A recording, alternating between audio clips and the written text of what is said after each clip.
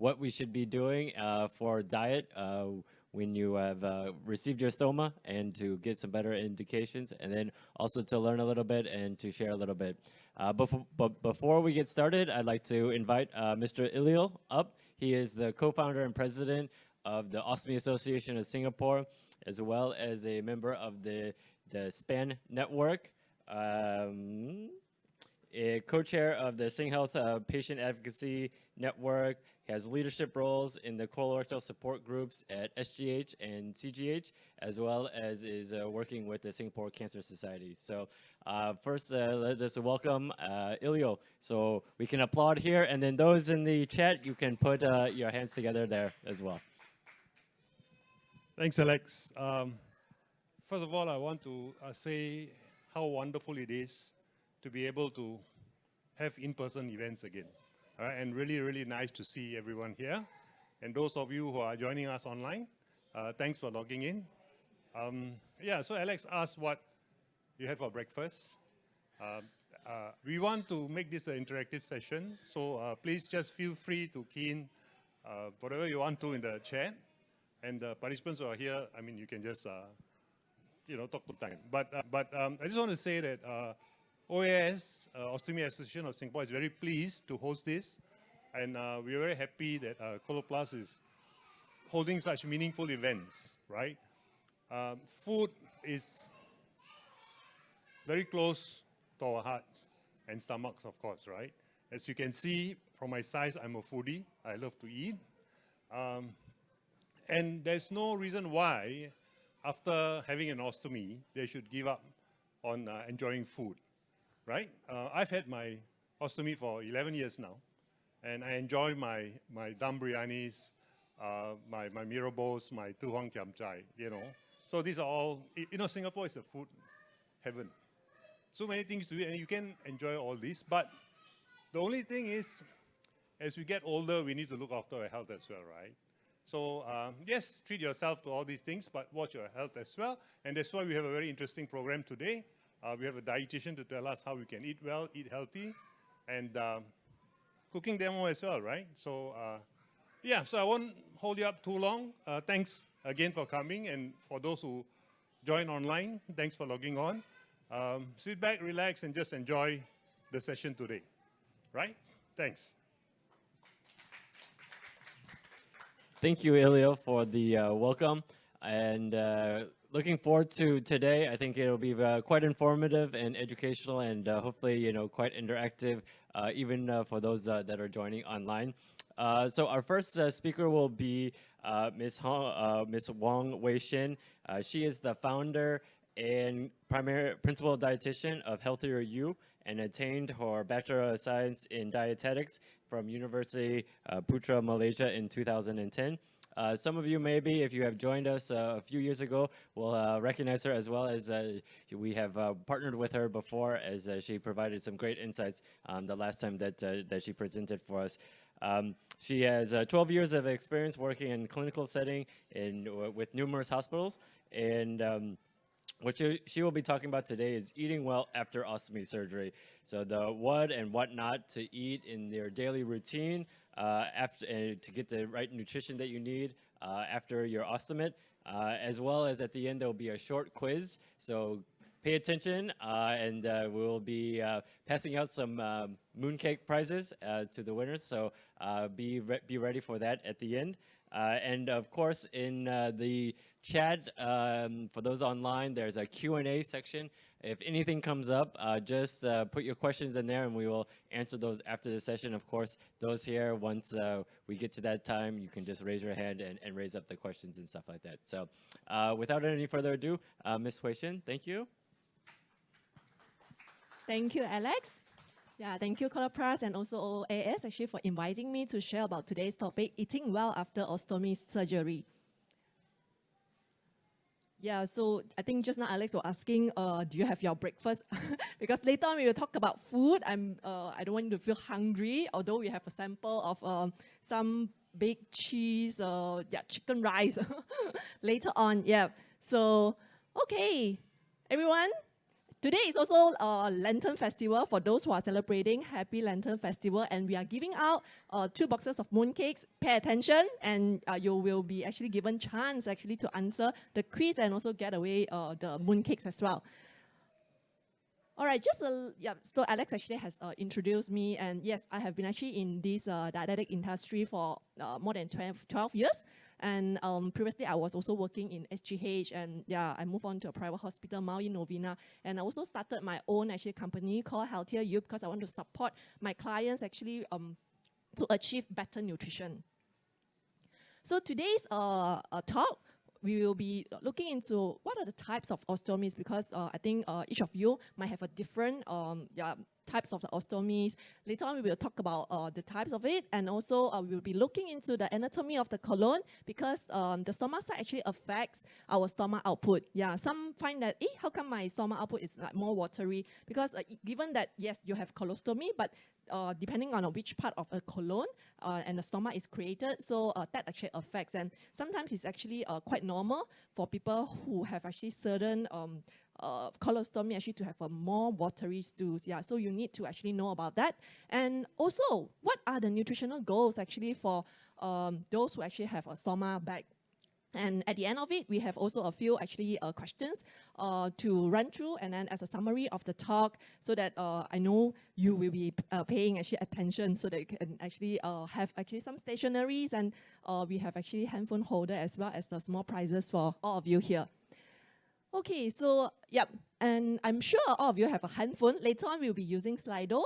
So that you can actually scan on a QR code and answer it, so that we can actually have all those answers pop up. And for those who are joining us online, you can actually also join us in those Slido questions as well.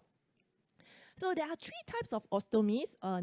The most common one will be the colostomy, and some of you might have actually ileostomy, and maybe a minority will have this urostomy. Later on, I'll be going through a bit more detail, but before that, I would want to know the audience here attending the talk today. Which type of ostomy do you have? Is it a colostomy, ileostomy, or urostomy? You can scan on the QR code on the screen. You see, if you are able to do so, I'll be giving you a bit of time. For those who are joining us online, you can do so as well. And we will be having all those percentage actually pop up here, so that I can know the patient's profile a little bit more. Wow, it seems that, okay, I see 1, 2 answers coming in. I'll be giving you a bit more time to do that. All right, we have 5 participants right now. Anybody struggling? Maybe we can provide some help. If you can't, just let us know.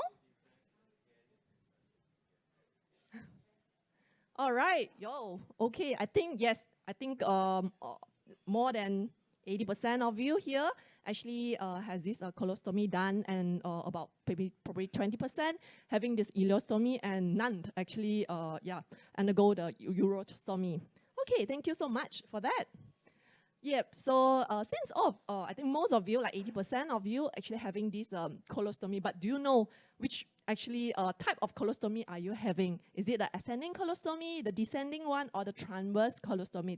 These are just the different actually sides of the stomach actually being created along our colon, because we have a very long stretch of the colon. So if you are having ascending colostomy, please pay attention. Later on, we will be having a quiz on, the answer is here on this slide, and then you'll be given actually a box of mooncakes. So ascending colostomy, as you can see, there's no click. Okay, so you can see actually our colon over here.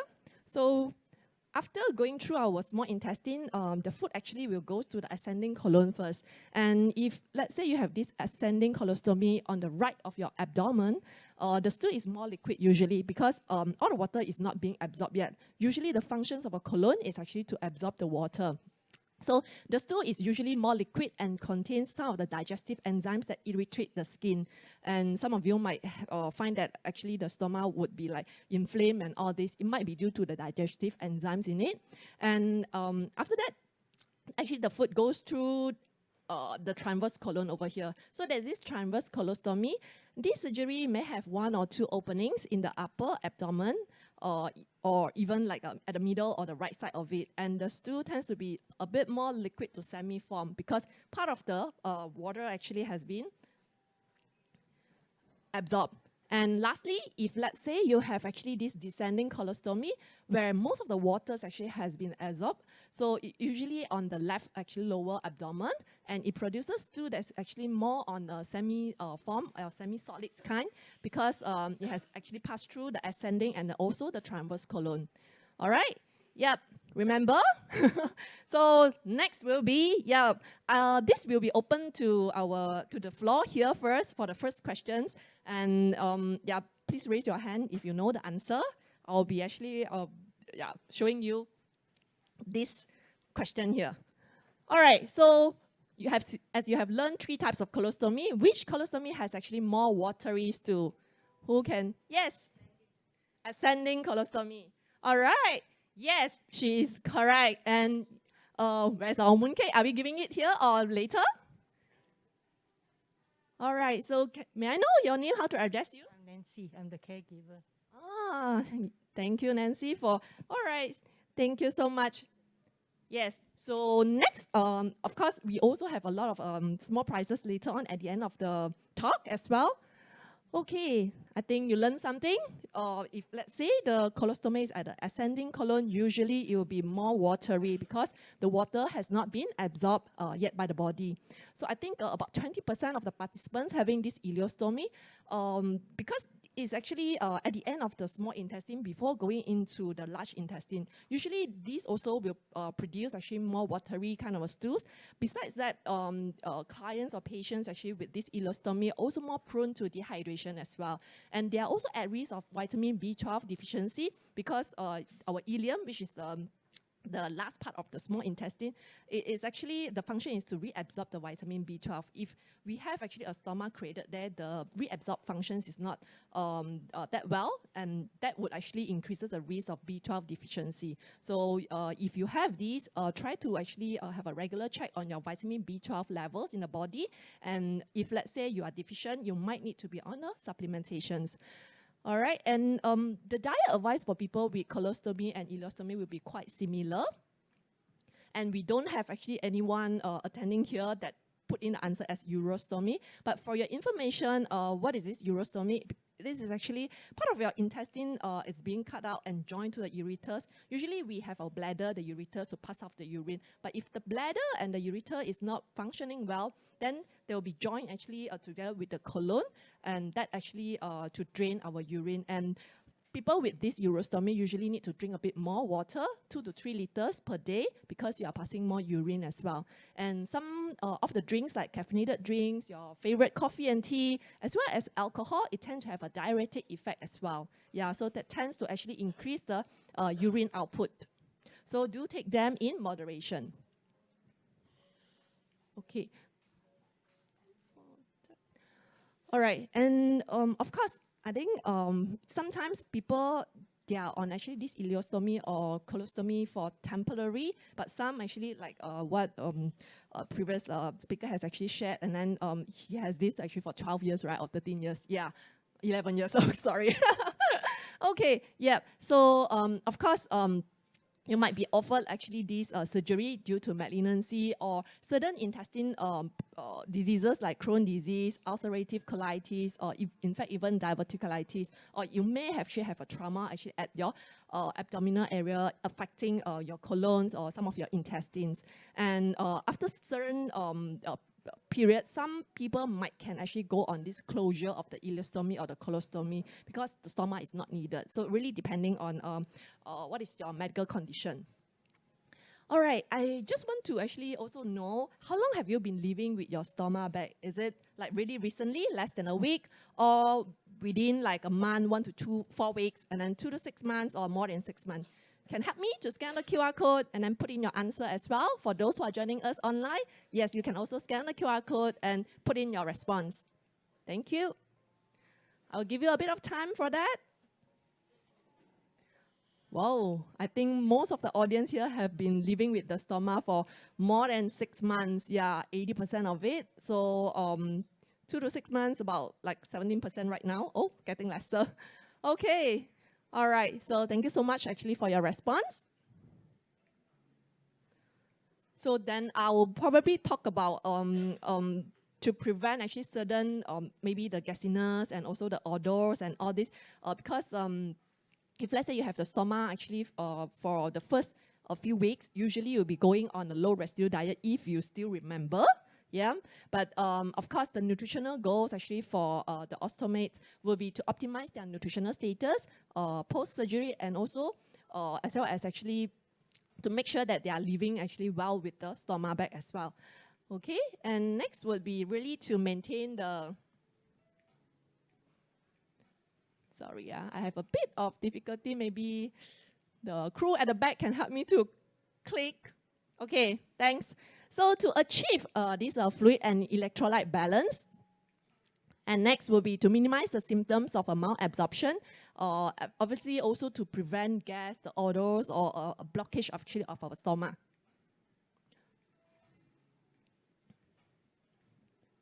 Okay, so yep. So to really maintain our nutritional status, usually we need to go on a healthy, balanced diet where we need to get the nutrients from all the food groups. So what are the food groups? Can anybody tell me? Anyone? The 4 major food groups. Yes. Carbohydrate, calcium, vitamins. All right, I think protein, the carbohydrates, yes, the first 2, they are correct. Anybody want to add on? Yes, fruits. What about the last one? Oil and fat, it's probably like a types of nutrients, yes. It's not like a food groups. Nuts is under the protein. I think whole grains is under the carbohydrates. One more is missing. Yes, vegetables, yeah. So the carbohydrates, the proteins, the fruits, and also the vegetables. Are you eating all this? No, why?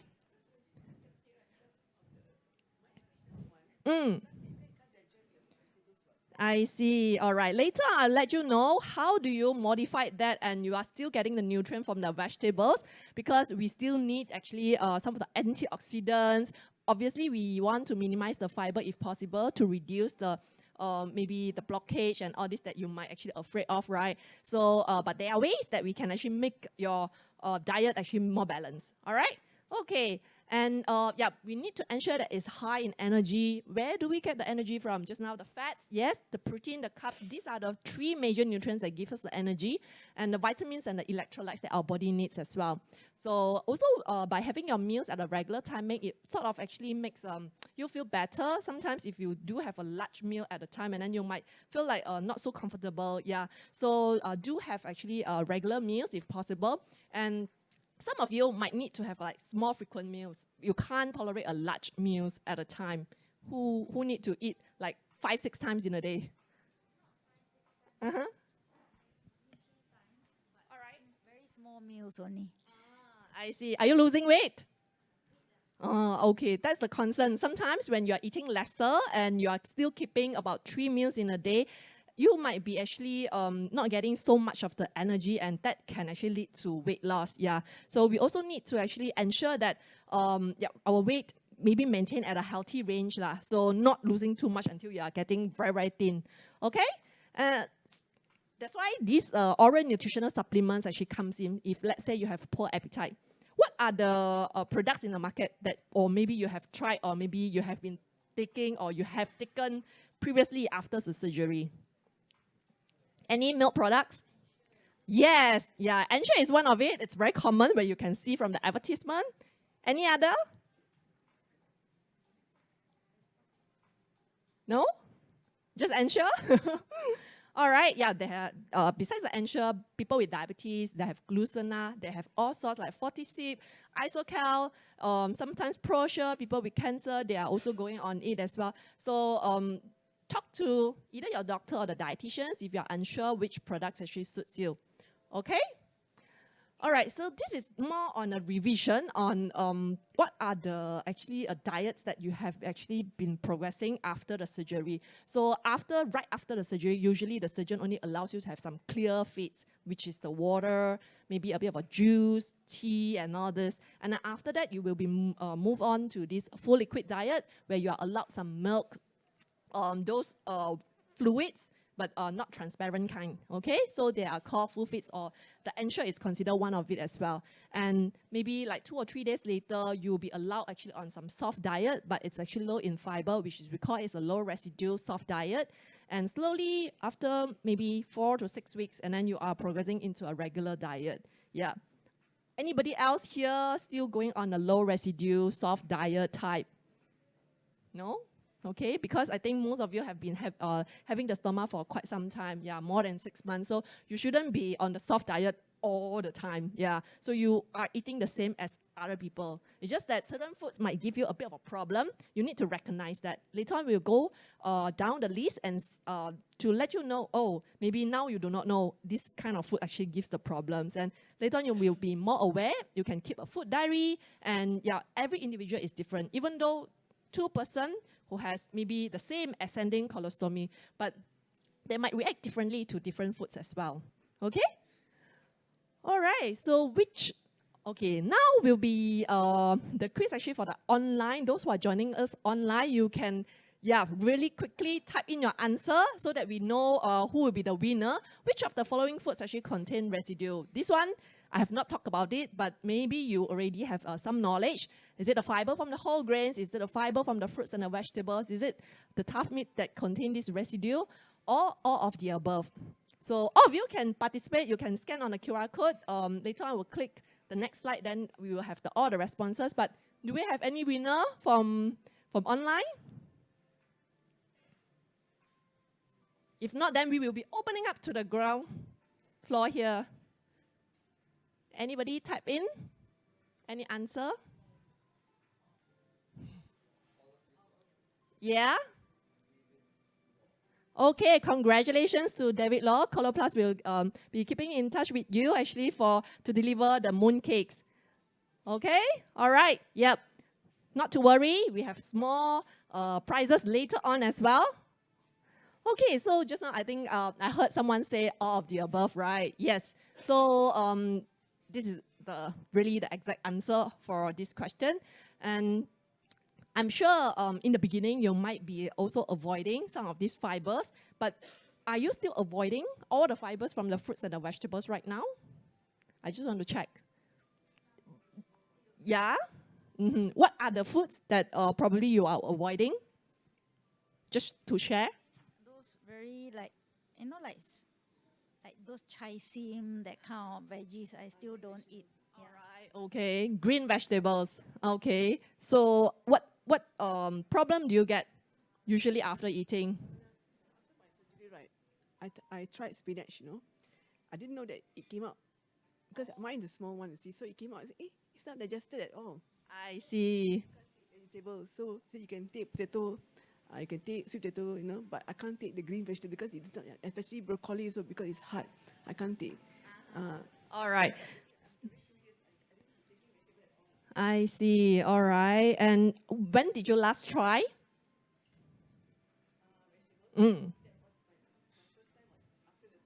Okay, because understand that. Yeah, so I think sometimes the intestine actually, they're also very smart.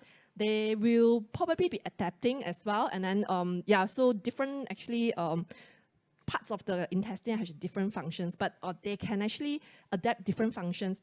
If let's say we have a part of the colon actually being removed, and then other parts of the intestine can actually do the job as well. So you can retry it with more quantity and see how it goes after this.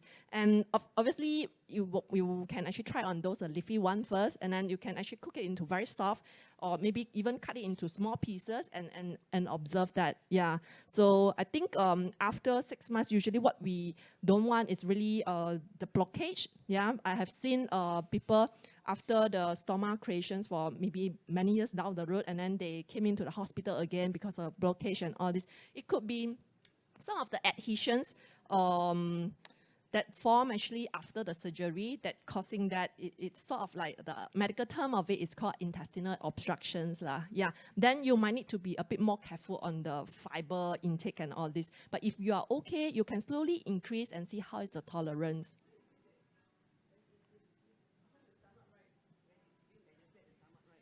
So it passes through the small intestine. So it comes out in the output, right? Yep. But why should be the blockage? Okay, so depending if it's too hard and then even the small intestine is not able to digest it, right, then it will be coming out like a whole chunks of it, and that actually can cause the blockage. Yeah, yeah. So that's why different individual at different stage might have a different tolerance. So yep, but if you ensure that, because I think you're not really avoiding all, you say you can have potatoes, you can have sweet potatoes and all this, just the green leafy one that you might not be taking, but that it's not stopping you from having the green leafy vegetables. You can actually blend it into the fruit juice. You can have the spinach blending with maybe some of the apple, orange juice, and then have it together. Yeah, so you can sieve it if you're afraid that too much fiber in it as well. So there are some actually tips for it. Yeah, okay. And why do you need a low residue diet after the surgery? Of course, to allow the surgical wound to heal, and also to allow your bowel to actually have some rest. And what is residue? Typically, it's the food that's not digested by our body. So it will be actually passed out. And most of the time, these are the good ones actually that helps actually with the growth of the bacteria inside our intestine. But because of the condition, we can't have it too much in your diet. For example, the fiber in the whole grains, the fiber in the fruits and vegetables, and some of the tough meat that you can't even chew it. Yeah, so then try not to take it as well. Okay? So how to incorporate this low residue or low fiber diet into a healthy, balanced diet? Definitely in the beginning, you might not be allowed to have those whole grains, and yeah, you only probably be recommended to have white rice, potatoes without the skin, pastas and all this shouldn't be a problem. It's just from wheat flour, not the whole grain wheat flour. So, but slowly right now, can I check anybody eating brown rice? No? Yes? Okay, so far how is your tolerance? So far, okay. Okay, good. So I just want to let you know, at different stage, how long have you been having this stoma creation? 40 years. 40 years. Wow, amazing. Yeah, so in fact, you see, she's eating like a normal person. Yeah, so it's not that, oh, forever I cannot have a brown rice in the diet and all this. And from the experience, why did you join this talk? So I would want to also hear from the participants, and yeah, because they are the one who experience it. And when do you start eating brown rice? Slowly, so maybe 3 months. You see? Surprisingly, yeah, she can tolerate that after 3 months. And she has been eating that. And this is actually, yes, the healthy diet that we want to encourage, because why? The whole grains actually contain more on the vitamin Bs and the fiber in it that helps actually with our general health benefits as well. And it helps with the bowel. Sometimes when you have too loose the stools, this fiber also help actually to bulk up the stools. Yeah. So you can retry and see and to manage it after this session. All right. Next would be, yes, proteins. You need to have a lot of proteins, and then for the wound healing and also to maintain your muscle mass right now. And also when we are aging, we tend to lose the muscle mass. So how do we maintain that? We need to have enough protein plus exercise. Anybody exercising here? Yes? No? Very good. What exercise do you do? Walking? Good form of exercise. At least, yeah, you actually try to be active, even though you can't like play whatever, badminton, football, or whatsoever. Yeah, at least walking, yeah, that would help actually to maintain your leg muscles at least, but you also need to do some upper body exercise if possible. All right?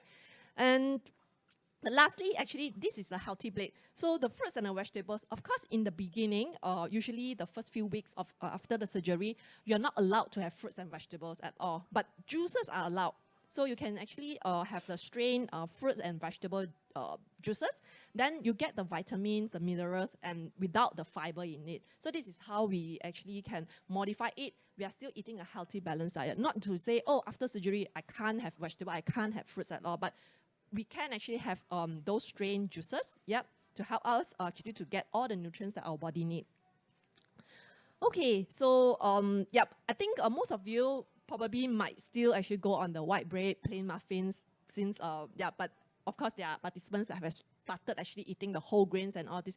You can slowly incorporate in the diet and observe how is your tolerance. And you find that, the stools are really like too probably hard and all this, then may need actually to reduce that. So really depending on your tolerance. So of course, those plain one, the white bread, plain muffins, even those cornflakes, like the refined breakfast cereals, white rice, white porridge, all this shouldn't give you much problem. Yep. But slowly you can actually also incorporate those whole meals. Of course, not directly after the surgery, but let's say a few months, like what she did, like 3 months after surgery, you can slowly, but not to say all people can eat the brown rice like her, because I've seen patients who actually have quite frequent intestinal obstructions that they need to get into the hospital. They have a very severe kind of abdominal pain. So that's a sign of it. If you do experience that, right, because different people may have actually a different diameter of your intestines and all this, yeah. So certain people are more prone to these intestinal obstructions, also depending on the nature of the surgery as well, yeah. So if you do have this kind of a history, definitely you might need to be more on the low residue or the low fiber kind of a diet, okay? So it's not just one diet fits all. It really depends on your tolerance as well. Okay, next would be like how much do I need? So for people who are lesser than like a 50-year-old adults, usually needs about 5 to 7 servings of these carbohydrate foods.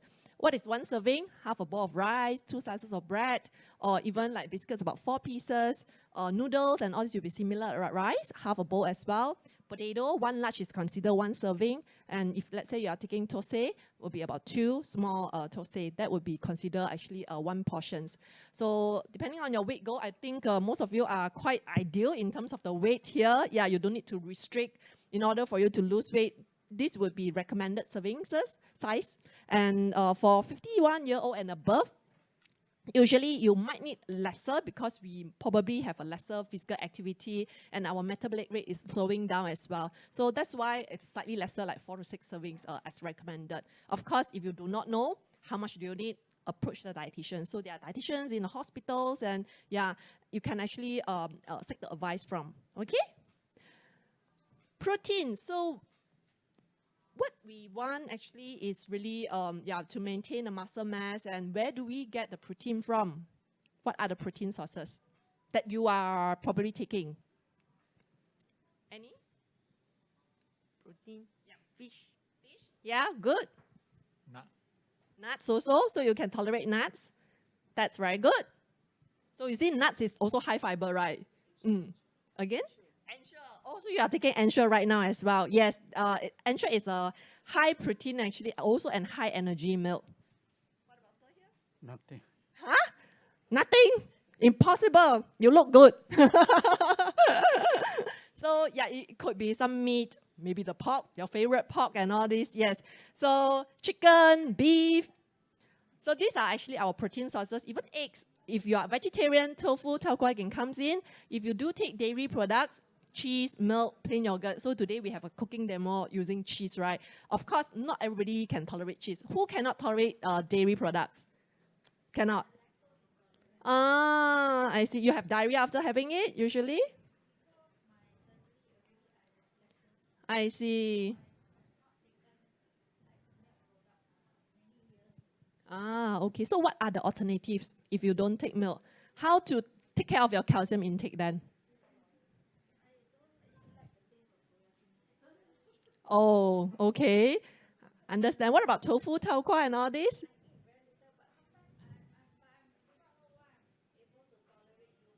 Oh, okay. All right. I think because the yogurt has lower lactose content in it, that's why you can actually, yeah, that would be the good sources. Of course, we have also some additional calcium from even those fortified bread and the cereals. And also like the green leafy vegetable, actually, if you can tolerate, there are also some calcium in it as well. Yeah. So there are sources of those additional or fortified kind of a calcium. If it's really not enough, then calcium supplement can come in. Yeah. So usually for ladies, we will be aiming at about 800 to 1,000 milligram of the calcium. Yeah. Yogurt, if you can eat 1 tub, that would be about at least 200 to 300 milligram of it. But make it regular. Yeah, if you can. Okay, so what about the portion size actually for proteins? Yeah, it is recommended about 3 servings of it. So usually we will say a palm size. That will be this palm. I don't know, sometimes guys have a bigger palm. or okay, slightly bigger is still fine. All right. So it's here, not the whole hand. Sometimes maybe people are eating like 2 or 3 palm size. Yesterday I saw a client and then she said, I have been eating healthier but still couldn't lose weight. So when I asked how much rice, she said maybe 1.5 bowl. How much proteins? 3 portions of this. Yeah, so that's the reason. Sometimes we might not be aware of actually our portion sizes, but yeah, generally 3 servings. I think 2 for some not like petite kind of be elderly or ladies. 2 is also quite enough actually. Yeah, so for milk, about 2 glasses is considered 1 serving. Eggs, as you can see, 3 eggs, right? But of course, sometimes people would actually concern about the cholesterol content in it. Definitely egg whites has no problem. If you want to take more, that's for proteins. In fact, if let's say you don't have any cholesterol problem, 1 or 2 eggs a day, that's still fine, okay? And beancurd, if you want to get actually the same amount of the proteins as compared to those meat and all this, you might need to eat a bit more on the beancurd. Yeah, so it could be like 1 full block to replace 1 palm size of the meat. So sometimes we don't eat that much, okay? But that's sources of the calcium at the same time. Okay, yep. Coming back to the fruits and vegetables, obviously if you find that you can't tolerate really real fruits and the vegetables, then you can make it into juices. If not, then you slowly also can actually try on those fruits like without the skins and all this. Usually it's quite well tolerated. I think it's only the vegetables that giving some problems. And after the surgery, we don't recommend like those seeds and all this if possible, so that we can actually reduce the risk of a blockage. So in fact, like vegetables, yeah, when you say the potatoes and all this, they are very low in fiber. So without the skin, shouldn't be a problem and you can tolerate it as well. And how much do you need? So we actually want 2 servings of fruits and 2 servings of vegetables in a day. And if let's say you are actually probably having this fruit juice, so will be 2 glasses actually per day. That would actually help to meet all the micronutrients like the minerals, the vitamins that our body need. And fats. So who is avoiding like high fat food, fried foods, and anybody? Yeah?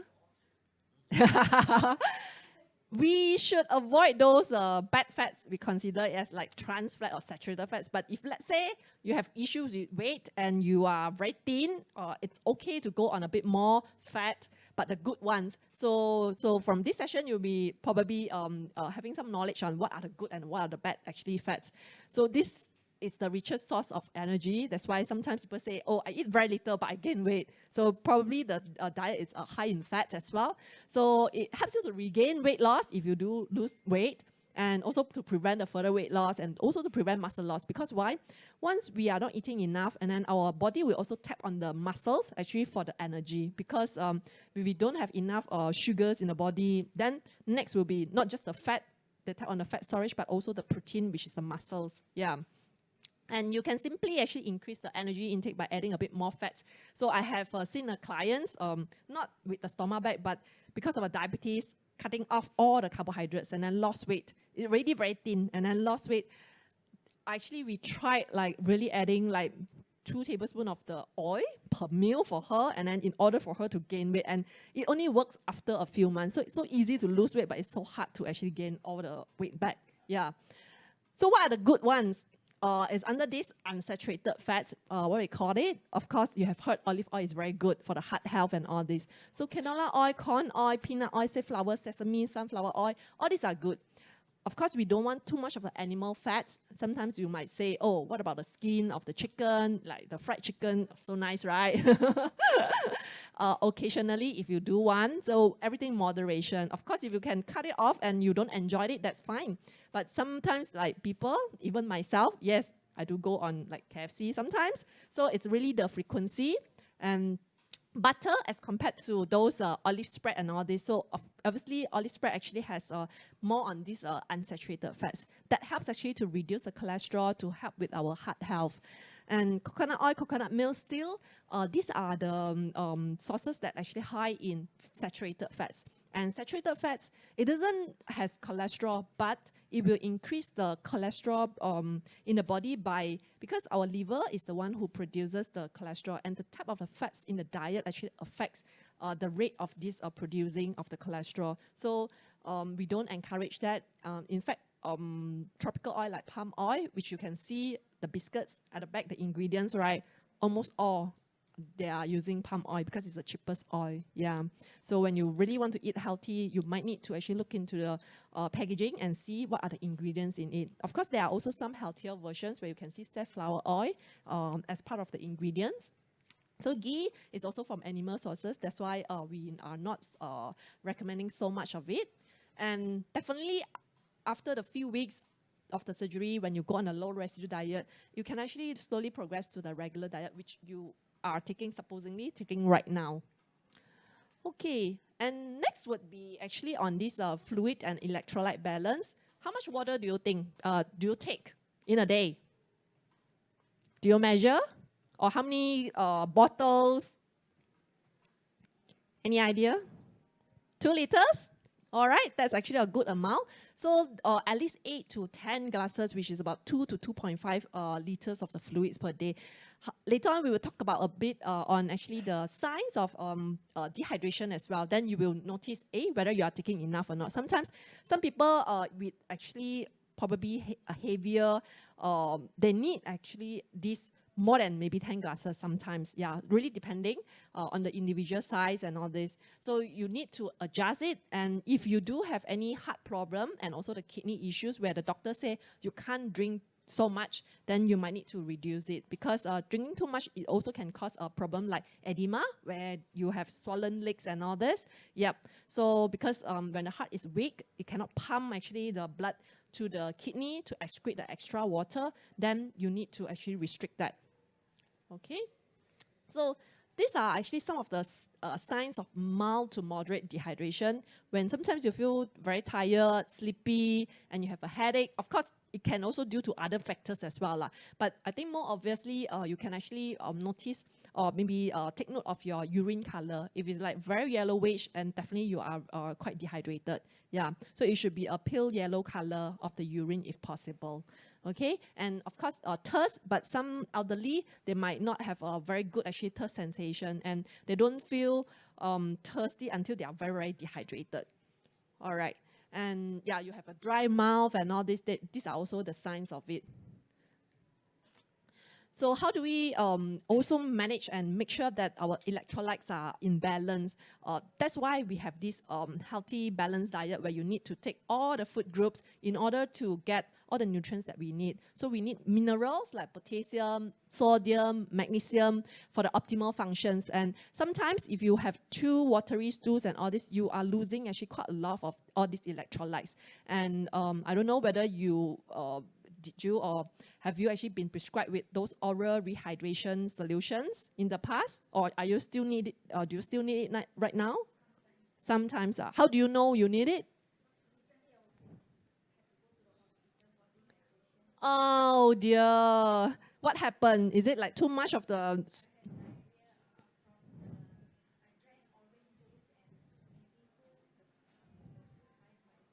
Oh, okay. So you have a diarrhea. Okay, later on we will talk about some foods that can cause diarrhea as well, and how do we thicken the stools with some natural foods lah. Yeah.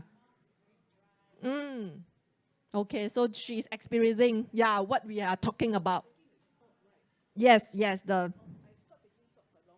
yes.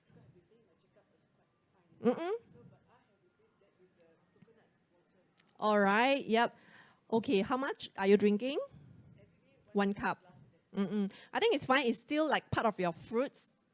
Because the coconut juice also has some sugars in it. Yeah, obviously not so much of the fiber because just the drink itself. Yeah, so I think it's fine. Yeah, and then it will be part of actually your fruit intake. 1 glass of it, like a portion of the fruits. All right. Yep. So thank you for sharing your experience, and so that actually other people can take note as well.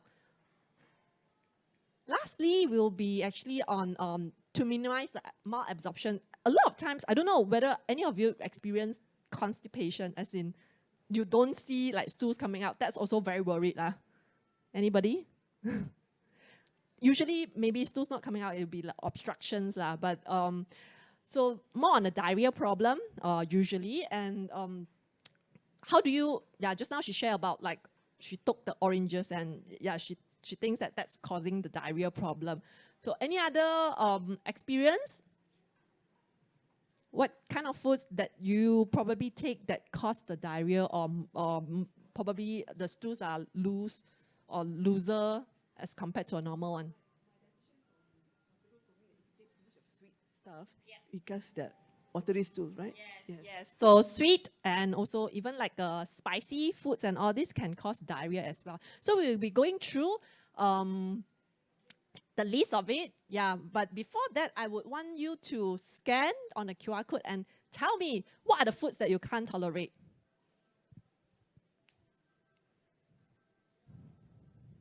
I'll give you a bit of time. So those who are joining us online, you can also scan on the QR code. Yeah, please let us know what are the foods that you can't tolerate. Because I just want to show you, probably, sometimes when you say, oh, you can't tolerate this, but you can retry the food usually later, maybe after a few weeks, and see how's your tolerance, because the body might still having some changes. Okay, coconut milk.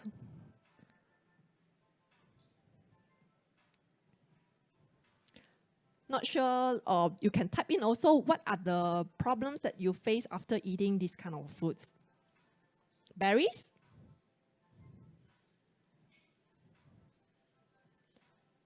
Okay, orange juice?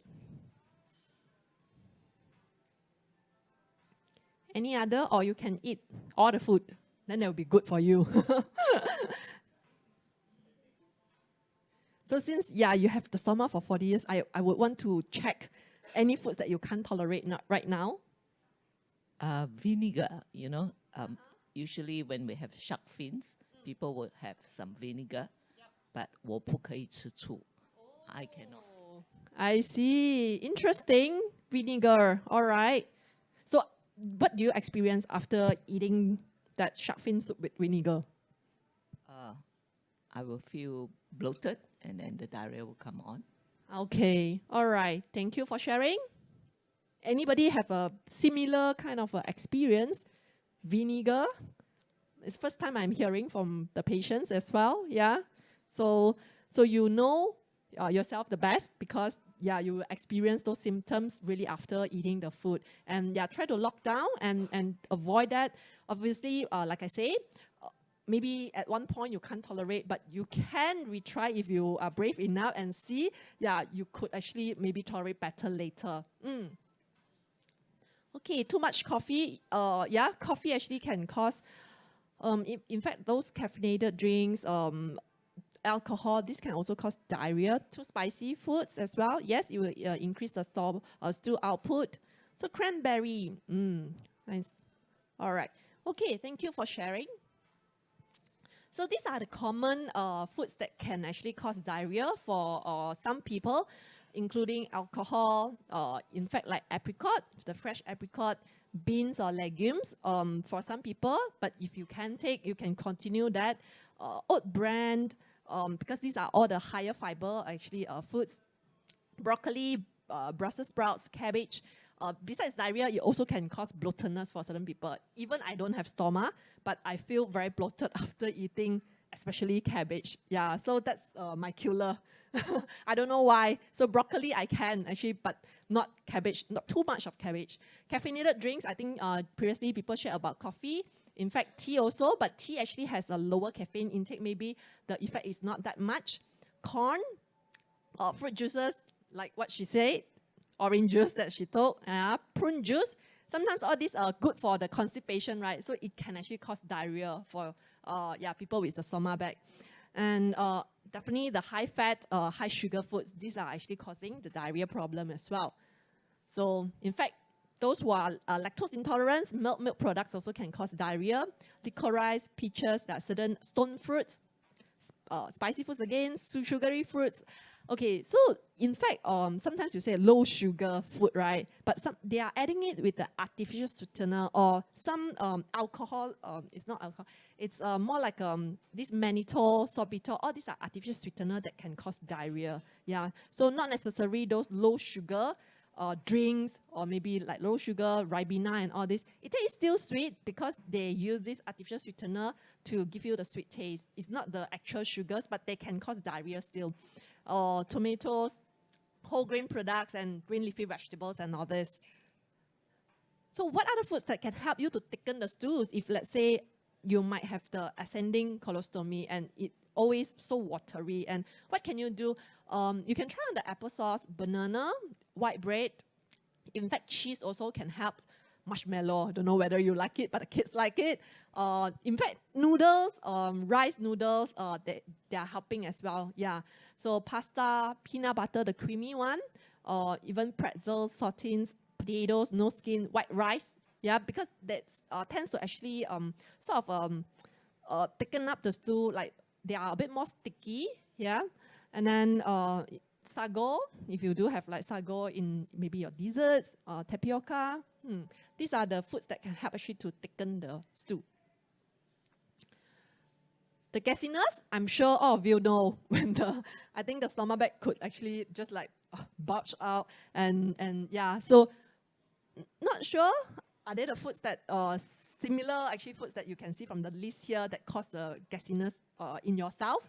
If it's like other than this, please share with me so that I can take note as well. So usually, in fact, the alcohol, yeah, again, the broccoli, the Brussels sprouts, the cabbage, all these are the cruciferous vegetables, cauliflower, corn, cucumber, legumes, some of the melons, milk and milk products for those who are intolerant to the milk, onion, yeah, onion, garlic, these are also actually quite gas producing, peas, radishes as well. And of course, we want to avoid also gas formation while we probably chew on the chewing gum. Maybe the chewing gum not available in Singapore, but can be buy from Malaysia. So drinking straw, if you tend to use straws to drink your beverages, and then you can also incorporate a lot of gas, yeah, into the body. Carbonated drinks, even smoking, chewing the tobacco, eating too quickly or skipping meals. This can actually cause the gas formation or the swallow air. So some of the foods might give you some odor which you can smell, even though yeah your stomach bag is not leaking. Which are the food? Oh, fish. I see. Cleaning up, right? You can get the smell actually. I see. All right. Yeah. So it's under this list here. Coffee as well. Yeah. Okay. Yeah. Those are strong odor kind of foods. Yep.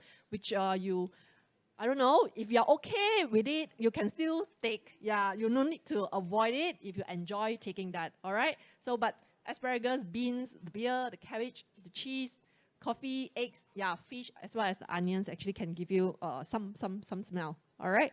And how do you reduce that? You can actually have like buttermilk, the cranberry juice, even the fermented milk drinks like kefir, parsley. You can add like parsley in your food as well, and yogurt that can help to reduce actually the smell. And definitely, these are harder foods that can actually cause a blockage. For some of you, you might need to be more aware. But if, let's say, you are already progressing like so many months after the stoma creation, you can actually have a bit of a fiber in the diet, then yes. So really depending on which stage and how is your situation like. But if, let's say, you have not much of a problem, no intestinal obstructions, you can slowly include these foods actually in the diet as well. But of course, in the beginning, you might need to avoid those skin of the apple, the bean sprouts, the raw cabbage. In fact, the casing on the sausage, like the Chinese sausage or whatever sausage, then the celery, it will be a bit tougher. Coconut, it's like more on the grated coconut kind, yep. And corn, yeah, sometimes in fact like kids, they also can't really digest it well, and then you can actually see in their stools, yeah. So these are the harder one that our body may not be able to digest that well. Cucumber, especially with the skin, some dried fruits, and then grapes with the skin, and green pepper. Nuts, but I think Mr. here says you eat nuts, right? Yeah, no problem. I don't want to eat one of these. Nut is a nutrient. But I don't think that I didn't notice that you are talking about whether it's suitable to eat or not. Okay, so what we are afraid is we really like causing the blockage, but if you chew it well into very small size, right, shouldn't be a big problem after like so many months of the stoma creation. Yeah, so yeah, oranges, more on actually the membranes of it, peas, pickles, pineapple sometimes the stem, you can avoid that part. Popcorn, also if you don't chew it that well, olives, even like those raw salads, seeds, whatever seeds, sunflower seeds, the tough meats usually will be really the tendon that we can't even chew it. Yeah, so try not to swallow that down if possible. And those skins of the vegetables, whole grains, all soft. But if you can tolerate, then it's okay to actually incorporate these whole grains in the diet. So really to see the patterns related to how or actually what you eat when the problem occurs, you need to make a really food journal if possible in the beginning, but after a while you might be very familiar already. You know that this food actually caused this problem, and then I might not want to take it so often or so much. Yeah, so that will really help you to identify what are the food that causing problems. So try to take small bites and chew it thoroughly. That really helps with the digestion and absorption of the nutrients. And eat the largest meal in the middle of the day so that it helps to decrease the stool output at night. Then you don't need to wake up and change or what. All right? And so that also you can actually get a full rest at night. And if you need, sometimes if absorption is not good, maybe to consider a multivitamins if needed. So your diet is highly individualized. Everyone has a different tolerance. You might not be able to eat this, but it doesn't mean that you can't actually eat this forever. You can retry it. And also when people say, oh, this gives me problem, but that doesn't apply to you as well. Okay? You can actually try it at a time and then monitor the symptoms maybe for 2 or 3 days and see how it goes. So trying just one food at a time if possible, and continue to keep the food journal. All right, so same thing if you are going for the reversal of the colostomy when the surgeon actually close up the stoma, you still need to go through the clear feed, full feed on a low residue diet. When the stoma or the closure of the stoma actually is properly healed, then you can go on a regular diet. So when in doubt, see your dietitian at the hospitals. All right, now is prize giving time. I think we are just right on time, 11.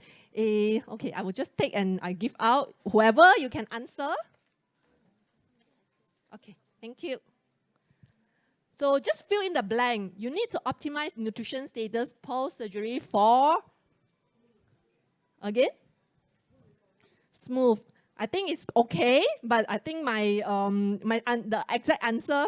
Try again. Speedy. Yes, speedy. Never mind, you try again. We have like another 8 more questions to go. All right, so this one easy. Eat a? Yes. Thank you. Eat a balanced diet based on different food groups, and there are 4 food groups. So ensure your diet is high in what? Besides the vitamins and electrolytes. Anyone?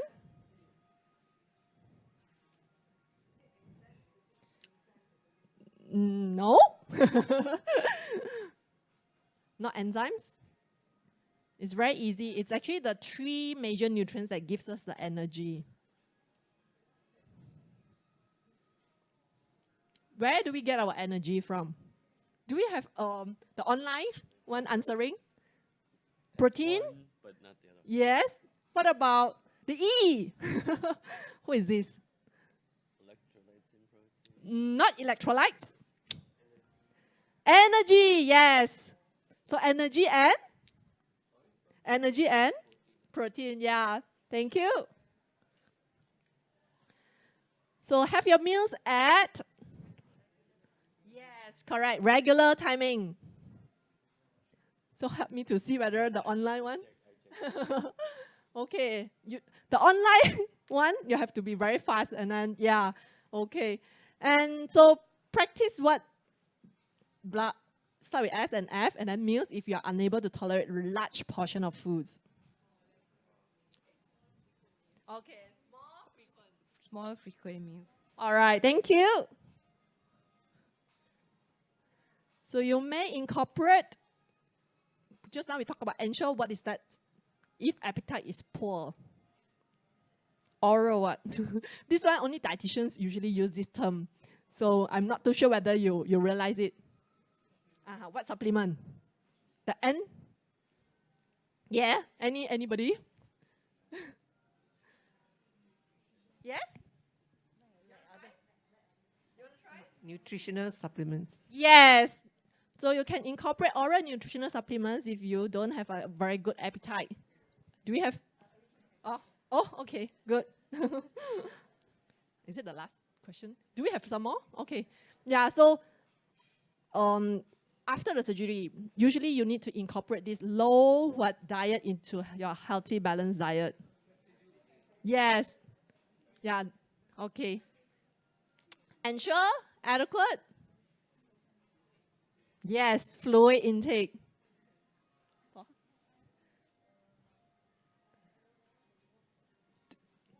Is that the last one or no more already? No more. Okay, I will answer this. Try one new food at a time and keep food journal to monitor the tolerance. All right, so hope you actually gain some knowledge and probably better manage your diet after this session, so that because from the participants here, you also learn actually from their experience as well. I'm also learning actually from patients and all this, So if you do have any questions, you can actually scan the QR code, you can raise up your hand, you can ask here, you can also type in the chat as well for those who are joining us online. Yep. And if you do scan on this, and my question should be actually popping up in the screen. Thank you.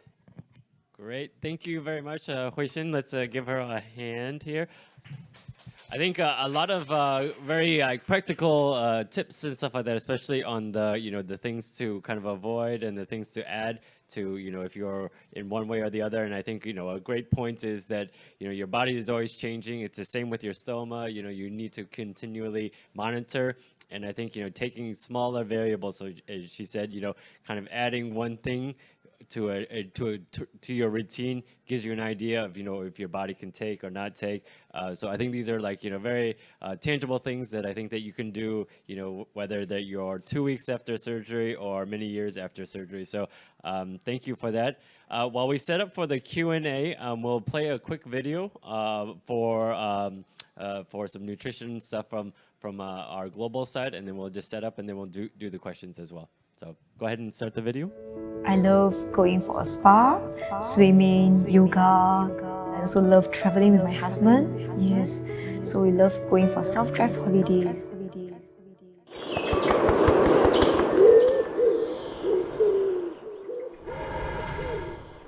My bag would just fill up with air all the time, and I'd wake up and it would look like a hot air balloon on my tummy. So I found Coloplast Care, and I explained that I'd started eating a lot more vegetables, in particular cauliflower and broccoli. And they explained that those particular vegetables cause wind. So now if I'm going to have cauliflower or broccoli, I tend to have it for lunch rather than dinner, and the problem has gone away.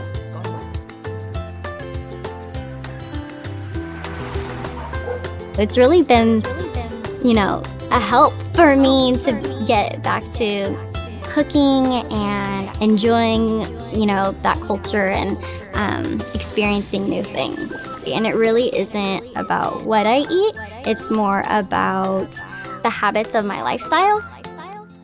Pizza, dessert, steaks, salad, fruit, anything that I want to eat, I can eat it. So absolutely no restrictions. Chew your food well, but there's no restrictions. I don't change my diet. I eat whatever I want. And surprisingly, I teased my wife about it. I said, I've become a poopologist. I know exactly what processes properly because when I empty my bag, I can see it.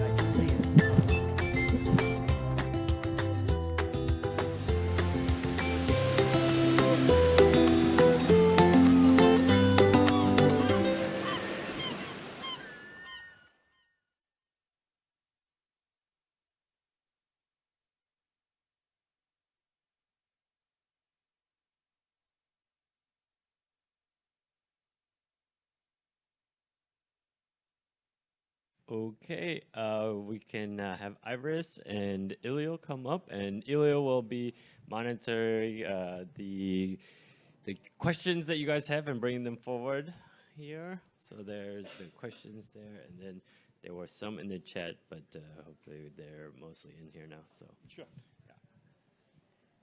So we share the mic. All right. So there are a number of questions online actually, and maybe I'll take one online question first before we reach out to the audience again. So there's a question here about chin chow drink. So the participant says, how do you handle chin chow drink? I grate it, but it all came out as grated. The stoma is already 1 year and 5 months. Well, interesting. I actually have not actually thought about chin chow. Cannot be digested that well. I don't know, on the floor, whether have you ever tried chin chow? Yes. So how is your experience? Okay. I wonder what is the things that being not digestible. Yeah. So sometimes if you come out, but because the chin chow, if you could chew it well, so if it's smaller pieces, I think you still can enjoy it. Yeah. So as long as it doesn't really cause the blockage, that's the nightmare that we want to avoid usually. Yeah. Yes. Maybe there's another question. For a descending colostomy, is there a guideline on how often to expect stool output? For example, how many times a day? Or is it also normal not to have output in a day? Maybe Iris, you can, yeah. Hi, my name is Iris. I think you just haven't met me. So I'm a stoma nurse in Coloplast. So maybe I can help to answer this question. Okay, for descending colon or sigmoid colon is at the left. So usually all the water absorption is already absorbed. So usually I have patient once a day. The output is depending on the food you eat. Okay, some patient twice a day, or some patient, I have even patients that constipated stool 2 days only once, especially when they are on iron tablet. And then the stool come out like marble like that. I have. So it's common not to have stool every day. It depends on your bowel habit, your bowel pattern, and the food you eat also. Yeah. Hope this answers the question. Right, just one more online question before I throw the question open to the floor here. Is drinking prune juice and eating prunes useful and safe to clear blockage? And there's a related question as well.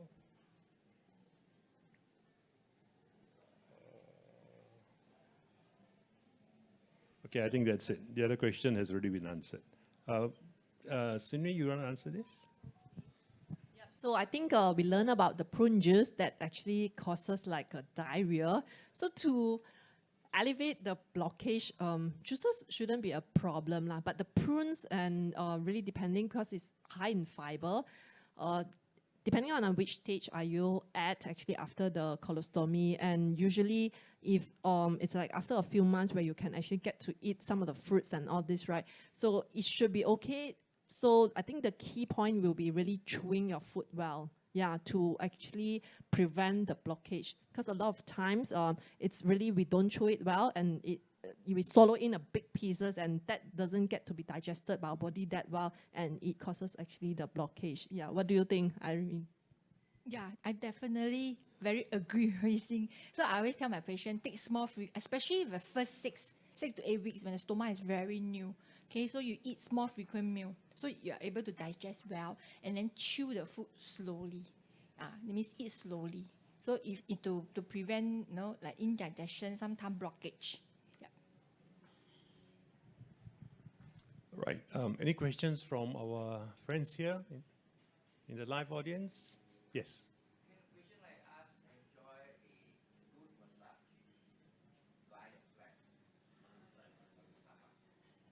All right, before I hand over to the experts, I personally, I used to have massages before my stoma, but now I'm just conscious. So even if I go for a massage, it's always maybe neck, shoulder, and then leg downwards, right? So that's just a personal discomfort, all right? But I'll let the experts weigh in. Yeah, I have patients also ask me this question. So for the first 2 to 3 months, no massage because of the wound. Your wound haven't healed. So all the muscle, all the wound haven't healed, massage, rub, then the wound burst open. Very dangerous. So first 2 to 3 months, wait for your wound to heal. But I would say avoid around the muscle, around the stoma. Hand, leg, back is okay. Or shoulder, foot massage is okay. But just around the stoma, just avoid there. Okay. Any more from the audience? Yeah.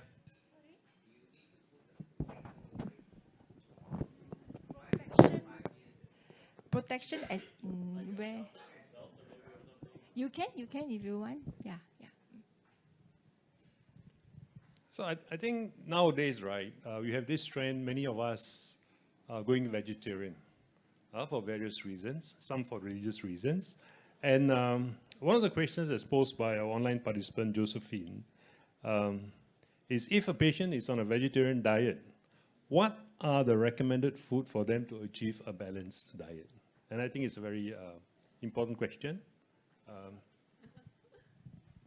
All right, yes. I think there are a lot of research on vegetarian diet in probably preventing those chronic diseases, and also, I guess after maybe like what Irene says, 6 to 8 weeks, that's actually the crucial part. We want to prevent the blockages and all this. If you want to have more vegetables in the diet, then it has to be like those strained juices and all this. But when you're progressing, definitely the proteins will be coming from like the tofu and all this shouldn't be a problem. But the beans, you can incorporate it slowly into the diet. And while you are having this vegetarian diet, usually what are the nutrients will be in concern will be the vitamin B12.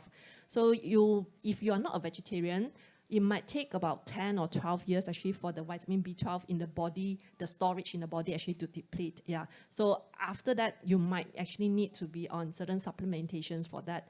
And the other nutrient would be really the calcium and also the iron, because we don't eat red meat and all this. But iron actually can be coming from like those beans, the legumes and all this. Definitely, it also depending on your tolerance. After eating the beans, do you have like a lot of gas and all this? Yeah. So if you do not know how much you can take or how much actually to meet your requirements and all this, try to speak to the dietitians, because we need to assess like the daily intake and see whether you have enough protein or other nutrients or not. Yeah. So, but that's just a general guideline. The protein shouldn't be a problem because the tofu and all this doesn't cause much problem. Yeah. I have two related questions now. Maybe you can answer them together. One is from Karen. Karen asks, is it safe to lay face down with a stoma when sleeping? And the second related question is, relating to massage and physio, is it safe to lay down on stomach with soft pillows as support or buffer? Iris? It really depends. Let's say if I ostomy, then a lot of wind, you lie face down, the back might go. Yeah, unless colostomy, I don't see there's an issue, because colostomy, maybe you once a day you clear your bowel, you clear your stool, then you can maybe put a soft pillow below. Yeah, ileostomy and urostomy a bit difficult because liquid ma. Unless you empty it properly, then you put a pillow below, it can be done. But don't apply pressure, too much pressure, because stoma has got no nerve ending. If you hurt the stoma, injured the stoma, you got no feeling. So we want to be a bit careful lah. Huh? And one more question about fiber. How would we know if, this is from an anonymous attendee, how would we know if my mom is taking enough fiber? Very tricky questions. I think for patients with stoma, we don't even talk at enough fiber because that's not the aim.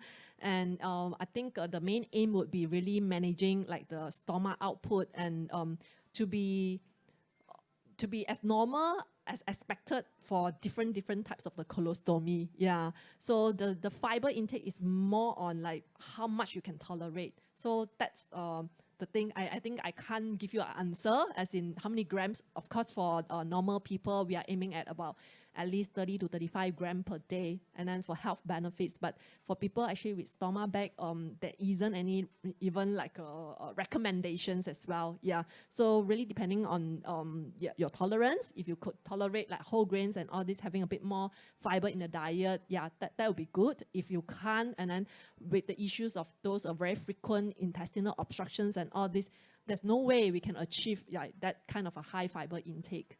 Yeah. Yeah, okay. This is something I can identify with as well. He says, I'm a colostomy patient this is from Sylvia. I'm a colostomy patient for 6 years.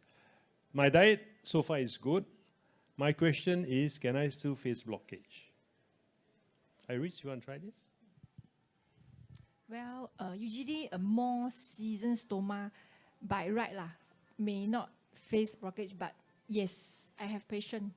Okay, after a few years, they will eat the wrong food. Like certain kind of food, example, I quote you like certain kind of mushroom, the long mushroom. Yeah, I have patients, once they take this mushroom, obstruct. So maybe I always help my patient, the new ostomate patient, you take a notebook, you write down what are the food that causes what, like chili, spice. Some people cannot take spice. Once they take spice, diarrhea whole day. So you write down, no, taken this kind of spice, they cannot. Then next time you don't take. Some people cannot take cream, like full, those like cream, whipped cream, cannot. Maybe some patient lactose intolerance. So cannot. So you write down like certain kind of food cause what. Some people, I got patient eat the sea cucumber. Then you tell me, wow, whole day the ileostomy, feces cannot come up. Then I say, then I told the patient, you make a note, next time don't eat sea cucumber. So it's very individual. You know, the body, how your system react, how your system digests. Yeah, so maybe patient A can take this, patient B cannot. So it depends. It can cause blockage over the years, even like 6, 7 years. So must eat the correct food. Write a notebook. You want to add anything to that as a dietitian? All right. Yeah, I know it's very difficult where we are trying to incorporate more fiber in the diet and at the same time to prevent the blockage. And the balance is really hard. And I have seen even clients like, I think they have like stoma for many years. And if let's say they are coming in like with frequent obstructions and all this, right, I will ask them to be careful and really to apply like the same principle after the surgery, where we want to minimize the fiber into very, very low if possible. Yeah. So, but if you have stoma and eating well and then having some fiber foods, no problem and all this, then you can actually go ahead. And a lot of times, sometimes the blockage might not be coming just from fruit, I would say. It could be also the nature of the surgery. And over the time, the tissues and all this, right, they will be scarring, and it could also cause actually blockage as well. Yeah, so that's what we cannot really predict. So, but I think usually you might, I don't know, from Iris, your experience, they might feel a bit of a pain already, and then they should probably be a bit cautious, when they have this mild pain, rather than until they are having a severe pain where it's like totally obstructed. Share with you all what are the signs of blockage. Okay, usually you have muscle cramp. Then you will feel nausea, or actually you vomited a whole day, like partial blockage, only liquid come out, very liquid stool. Then you just don't feel well. Cramp, cold sweat, muscle pain, cramp, like nausea, actually you vomited. These are the signs of actually we call it intestinal obstruction, IO. So especially ileostomy, okay, especially ileostomy. So when you have these, you just pay attention. Let's say after 24 hours, like the output never come out, then very pain, then the stomach bloated. You have to come out somewhere, so you will probably vomit or nausea. Then this is actually an emergency. Blockage is an emergency. So I'll tell the patient call me on the phone, and I say, just go A&E. Yeah, 2 things in stoma, bleeding and IO, intestinal obstruction, is emergency. Yeah. Hope I answered this question. All right. There was an earlier question online asking about the symptoms, and Iris has just pointed out, right, what to look out for. I personally have experienced IO, intestinal obstruction. So I went to A&E at Changi Hospital. And when you go to A&E, the waiting time is quite long. So while I was waiting, it decided to clear, right? So I had to rush to the toilet and everything. And And when I finally got to see the doctor, I told him and said, okay, then there's nothing for concern.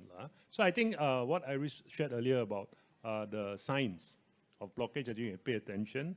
Before we go to the next question, I just want to ask a question, whether is there any physical thing that you can do if you feel like you have a blockage, like some kind of exercise or sitting position to help? So usually I'll ask the patient, maybe you all can do some massaging around the stomach, just gentle massage.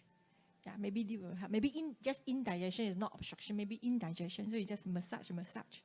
Yeah, then maybe intermittently drink a bit of warm water and then you massage. It may help. I got patient does that, and then after that 4 hours, patient call me in the morning. Then I say, if you observe, if let's say when you eat your lunch or another, still never come in, you feel unwell, then you go in and eat. Then patient say massage. 4 hours later come out, all come out a lot. Then he say, wow, very comfortable after that. Yeah. So light massage, okay? All right, so a couple of questions from David here. First of all, he says he's a type 2 diabetic. And is there anything special with foot or stoma? And, okay, so this is about showering. I use cling film over the bag, and it keeps it dry and clean. Okay, maybe we'll talk about the diabetic first, and any special considerations for food if you have a stoma? All right, yep. So for diabetes, usually we want to have the even distribution of the carbohydrates food.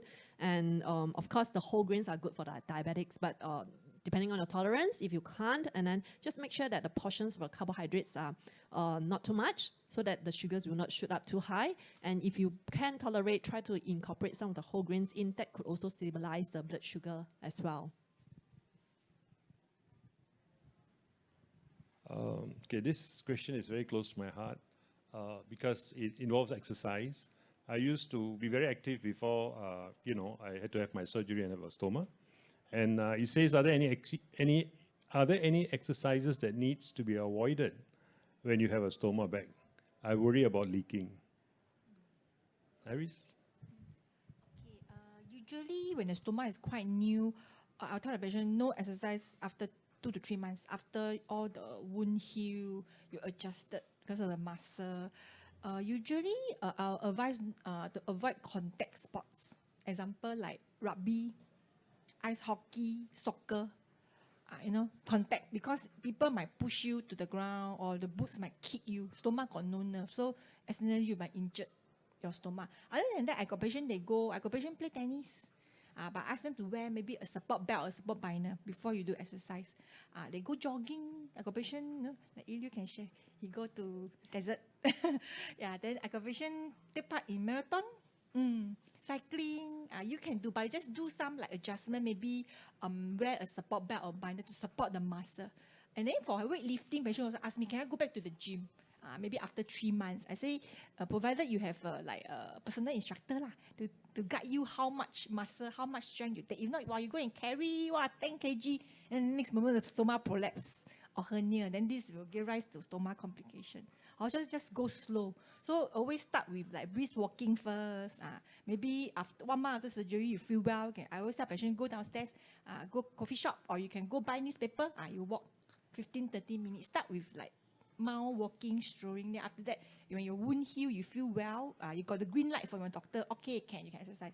Then you gradually. So just avoid those like very close contact sports. Like rugby, you should fall on the ground, want to chase the ball. Then soccer, all these, you might accidentally hurt your stomach. Okay. All right. It's been a very lively discussion. I've got one last question, but before that, I just want to add to what Iris has just said. I think the most important thing here is to consult your doctor first, whether you're ready for exercise.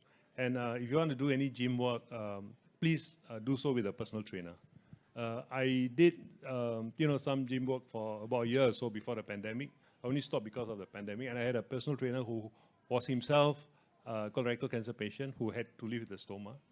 And he had to start from zero again to build up his strength and everything. So he knew exactly what the issues were. And if anyone is interested, you can always check with me. We can advise you on who are the trained trainers, who can understand the problems that ostomates face and design an exercise regime that can make it safe for you, right? Okay, so last question. Referring to fish oil in capsule as a form, okay, so it went off.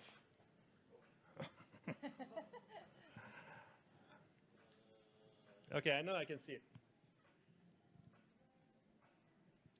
Yes, okay, I got it. Okay, referring to fish oil in a capsule as a form of supplement, does it cause loose stools or diarrhea?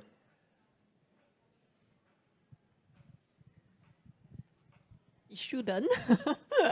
Yeah, so I was like thinking, usually even the capsule actually will be like digested lah. Yeah, and it's very small. Of course, sometimes like when we talk about fats and all this, yes, it might cause diarrhea, right?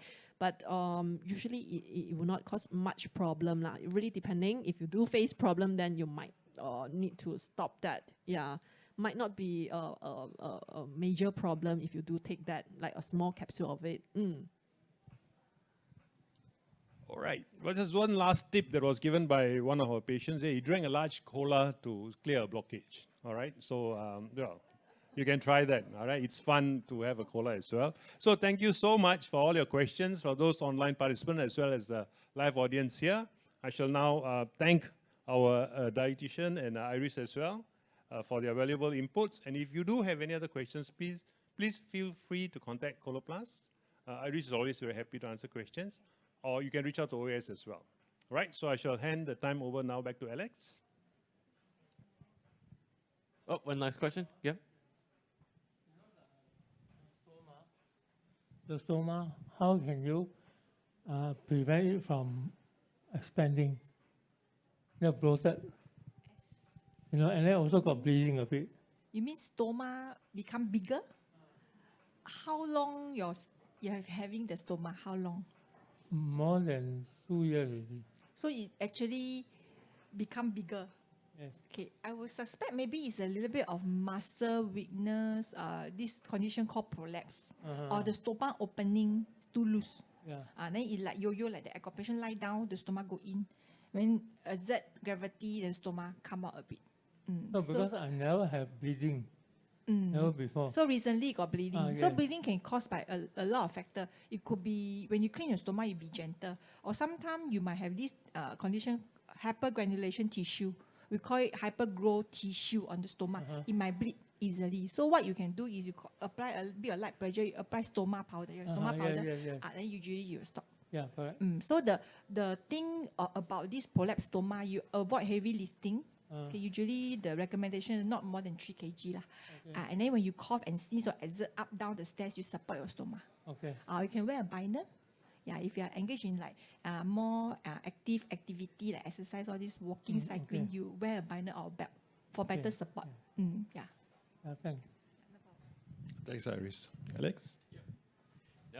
Thank you to the panelists here. Before we move on to the next section, what we'll do is we will introduce our patient ambassador, Debbie Ko. She is an ileostomy patient, and her passion is cooking. So we'll play a short video to kind of just show, how Censura Mio allows her to do the things that she would like to do in her daily life. So we can play the video now. I love going for a spa, swimming, yoga. I also love traveling with my husband. Yes, so we love going for self-drive holidays. I think Censura Mio has helped me so much in my day-to-day activities and body movements. I really feel that I'm able to stretch more in my body movement, like when I do household chores like vacuuming and mopping the floor, cooking and cleaning my bedrooms, and even lifting heavy boxes to higher ground. I'm able to do all these activities and I don't even feel any restrictions to my abdomen area. Because I think one thing is the adhesive is strong. When I wear this very tight waistband around my waist, I don't have any leakage at all. And at night, when I sleep, it just goes very well for me. I have no worry at all, and I can have a very good night's sleep. Well, I love the fact that it's actually neutral grey colour. It goes so well with my tops, especially the white tops. Yeah, and also another thing is because of the transparent and the translucent version are both available now in Singapore, and it's such a wonderful opportunity for us now. We get to choose. It's just so amazing feelings, because I just can't believe I can actually do all this with such effortless, feeling and comfort and confidence. Yeah.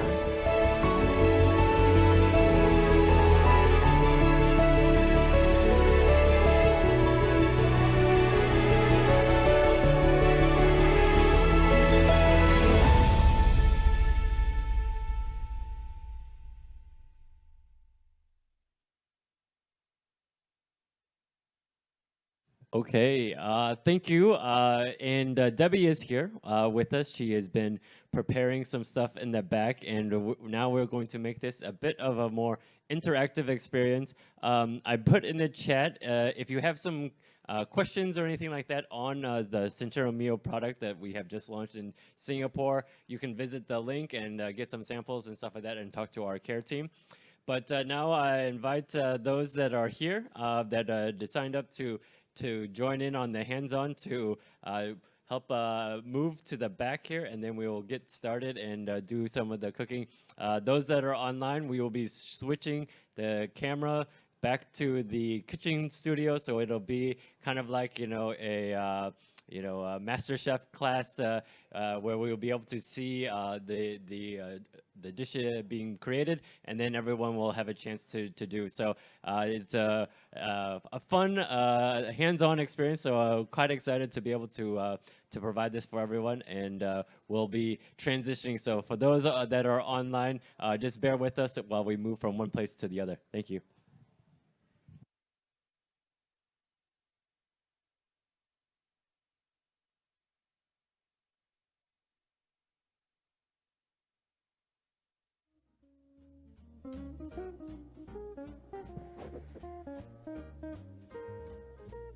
Test.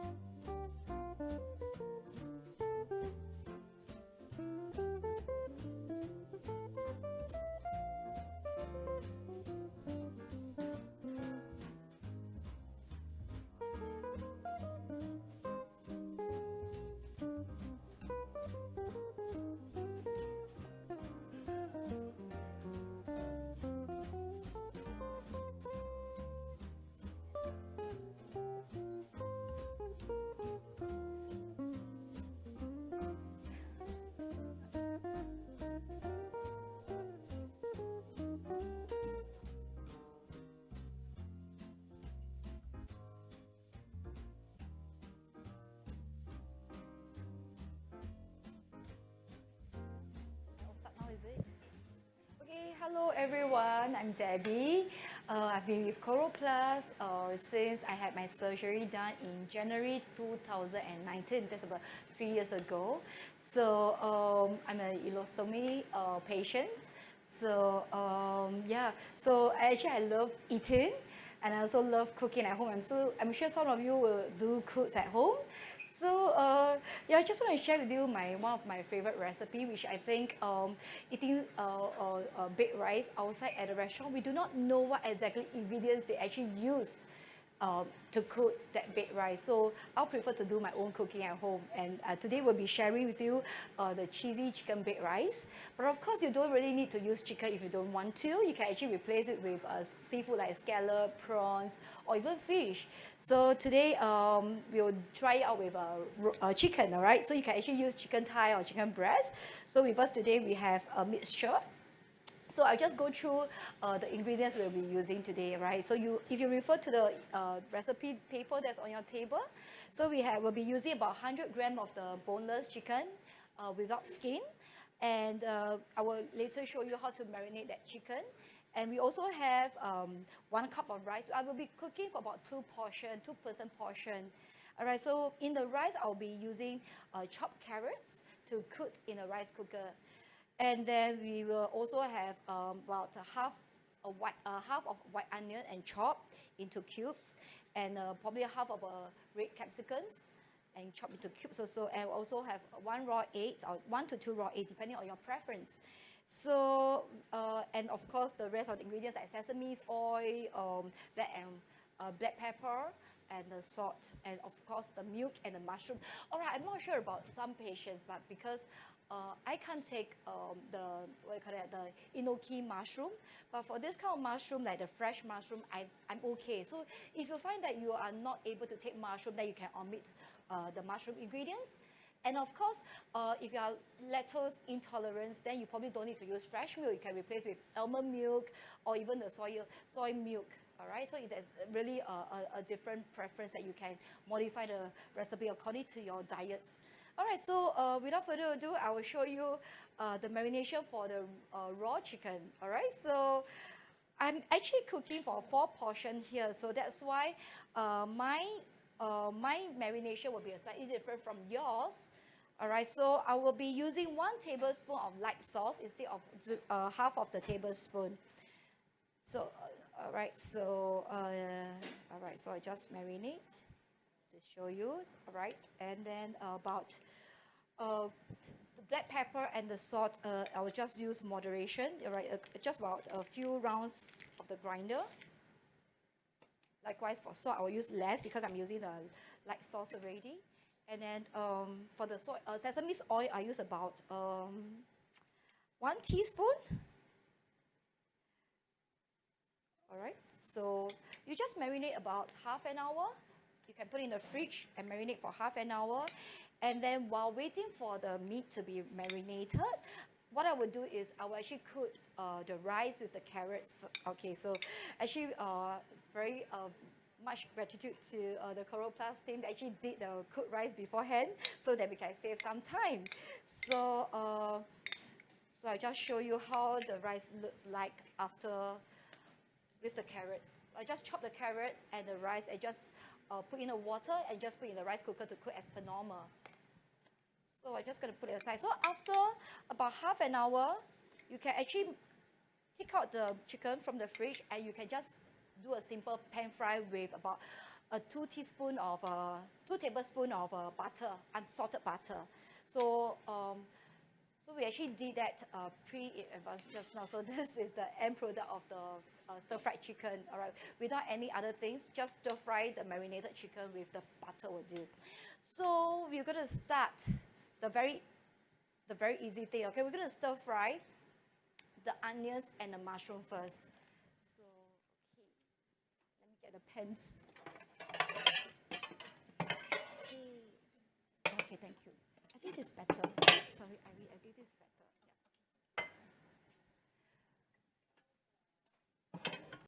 Yeah. Okay.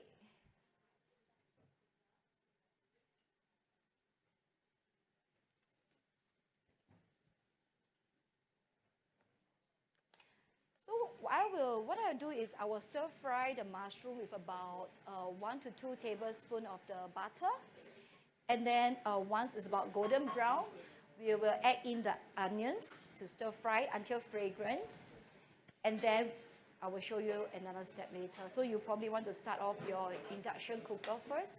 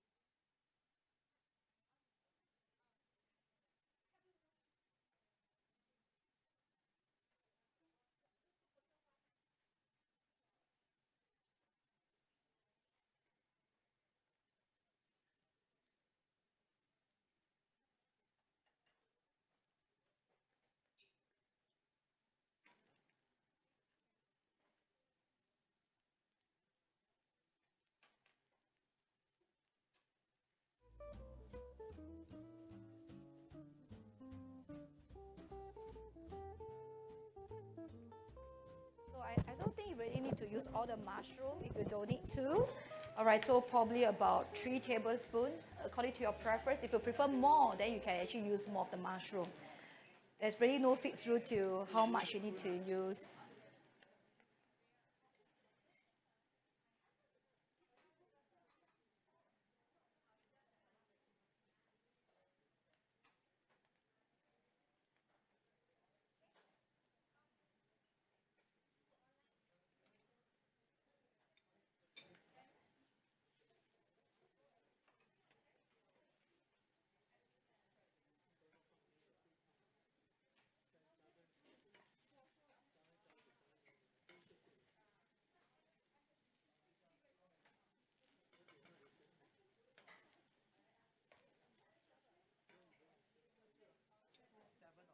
Sorry? Oh, I use about 6 to 7. I think 6 should be fine. Yeah. If they find that the heat is not strong enough, they can increase.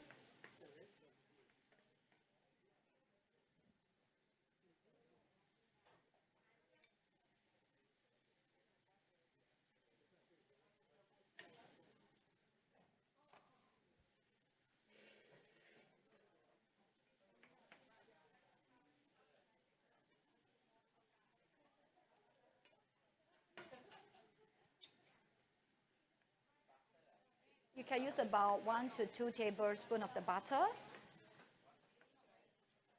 And then stir fry the mushroom until it turns golden brown.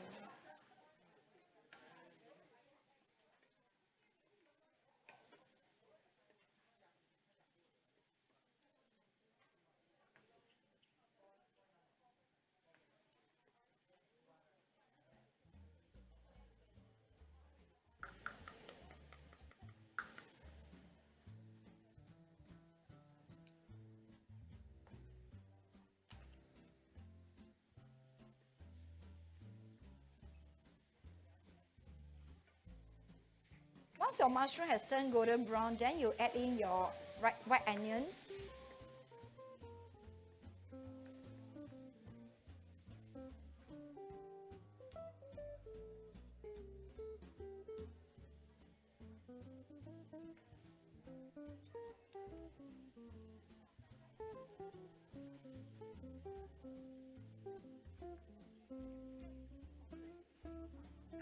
I won't put the capsicum first so that I'll put it towards the last.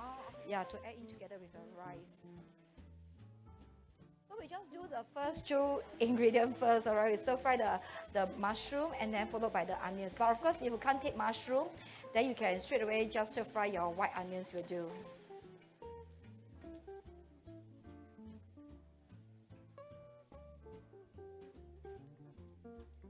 Okay, I think once you have stir fried, the next important step is we need to add in the plain flour.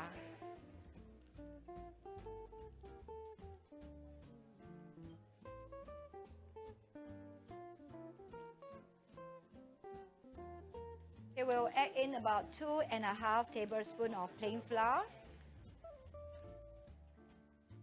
to stir fry together with the mushroom.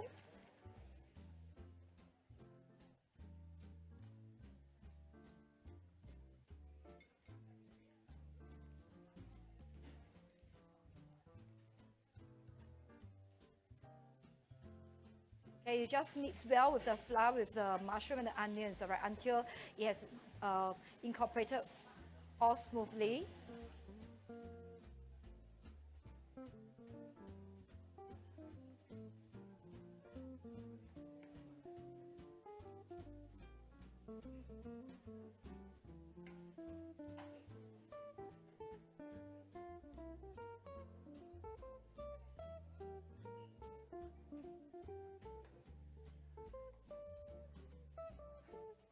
So once the flour has been incorporated well, so what we're going to do is to add in the fresh milk. All right, so about 2 cups, but I will be using about 1.5 first. Right, it really depends on the texture of the cream that you would like it to be. If you want it to be too watery kind or a bit thick, all right, so you just let it simmer.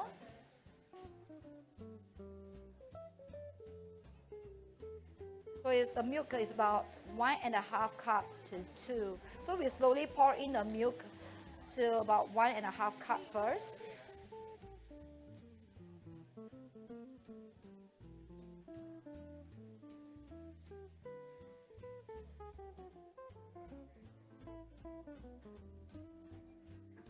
Yeah. But you can go ahead and use 2 cups if you want to put in more rice. So yeah.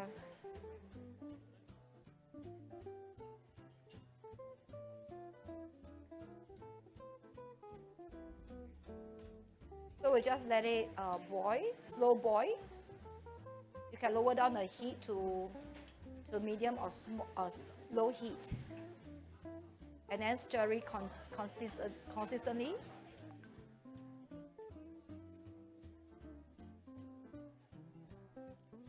So this is when you can also add in your seafood or your stir-fried chicken into the cream.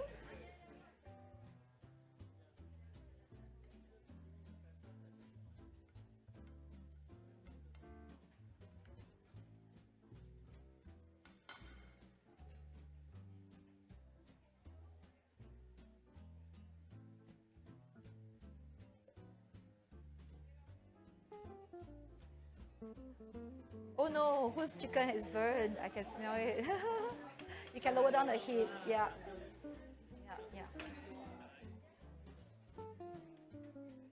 Oh no. Don't use the egg first. Yeah. Don't use the egg first. Okay, so right now we are just using the milk.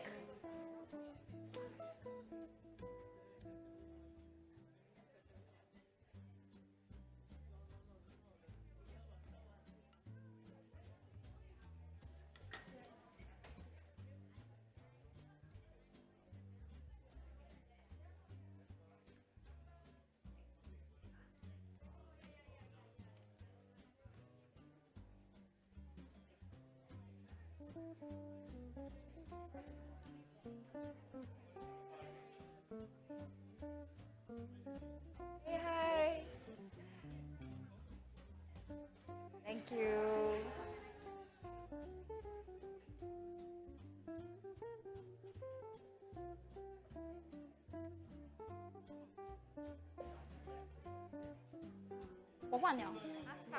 I didn't stir fry just now before the milk. Okay, have they stir fried the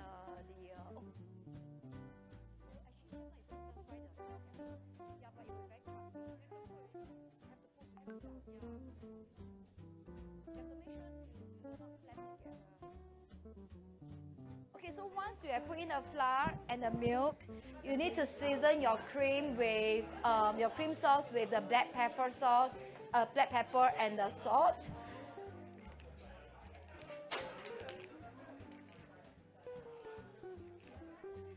So the salt and the pepper is really according to your taste.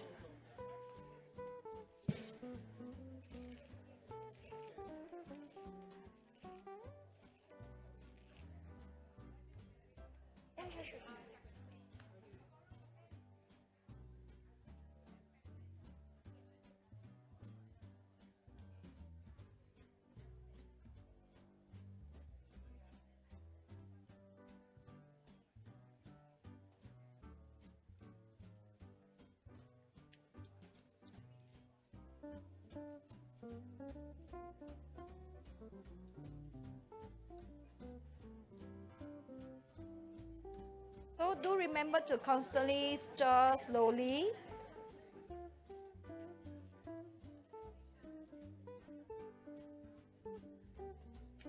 Okay, and just let it boil slowly, all right, until the cream sauce thicken by itself.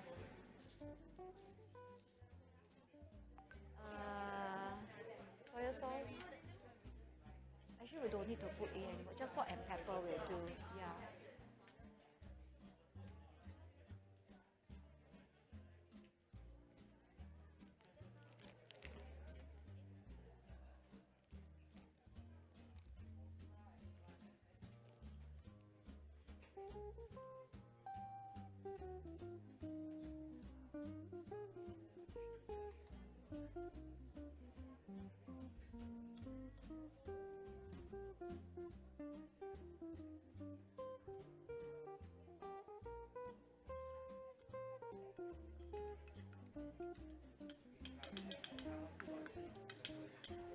One thing why we actually have to stir in the plain flour first with the ingredient is because we will not face any problem with the flour clamping together in a liquid.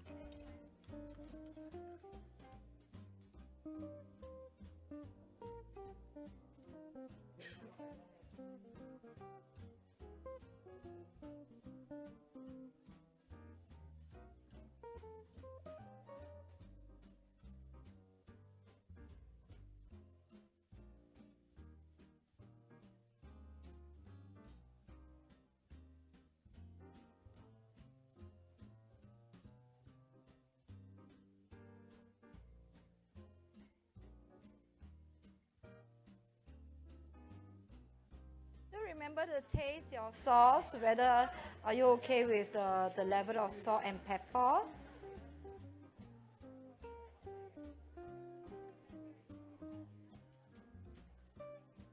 Then after that, we'll put the rice in the tray once the sauce has thickened. Oh, wait, actually we need to pour the rice. Yeah, actually. Are they ready? If they are ready, then I'll move on to the next step. Still doing, okay. I think, yeah, that's why okay. All right, so once, if your sauce is ready, you need to scoop your rice into the aluminum tray that you have on your table. And then what's going to happen is you scoop about 1 to 2 cups of rice. Just make sure the rice fills about 1/4 to half of your tray. 1/4 level, yeah. Or half level, I would say half of the tray.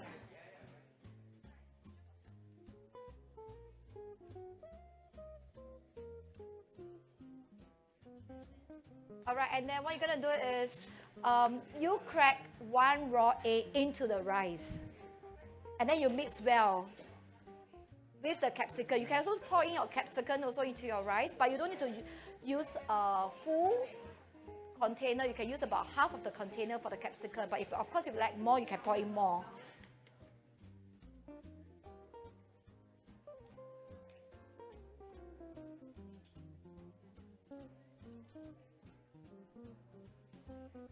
Just mix well with the eggs and the rice. Yeah, raw egg into the rice first because we're going to bake it later.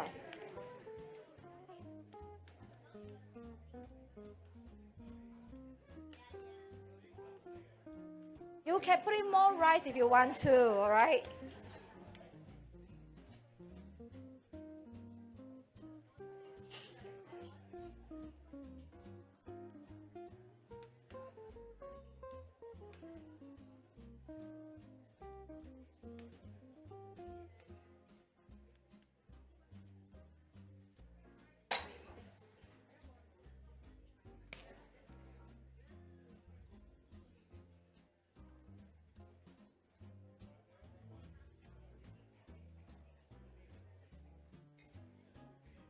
And then you, after the eggs, you can pour in half of the capsicums. And then you mix well with the rice also.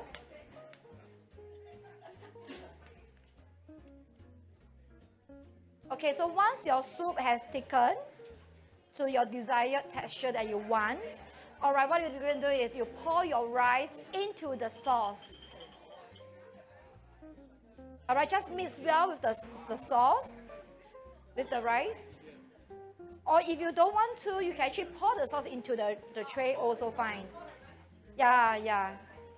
Just make sure the texture of the sauce is to your preference first before you pour into the rice. Make sure you already have thickened.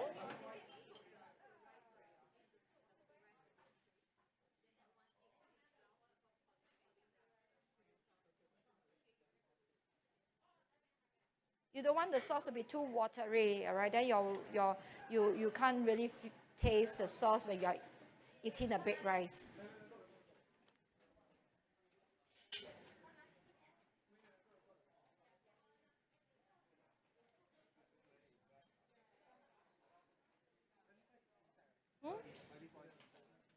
I use butter. Yeah. Can I have the pepper and salt? Actually, olive oil is just to spray the tray lah. Actually, but we don't need, it's fine. Yeah. Sorry, can you help me get the black pepper and the salt, the grinder for the salt and pepper?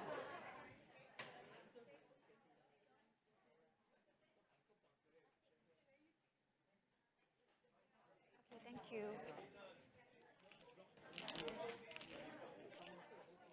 So I season my sauce with a lot of black pepper and salt.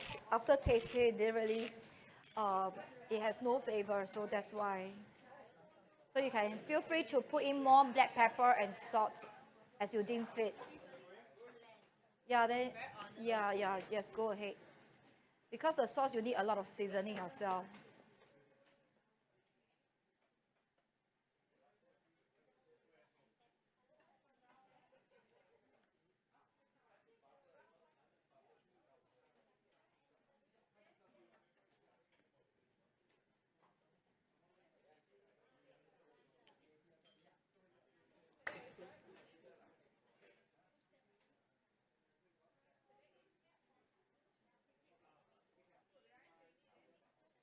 So once you are done with your sauce, you can switch off the induction cooker.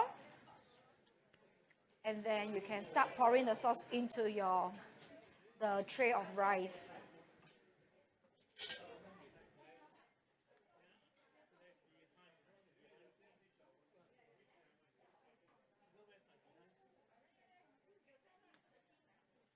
The cheese is later. Once you have poured in the sauce into your rice, mix well.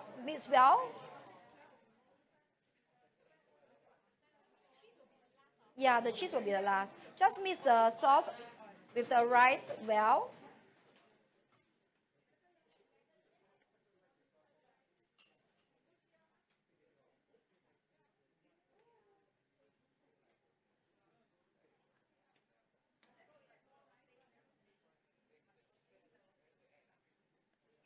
Sorry?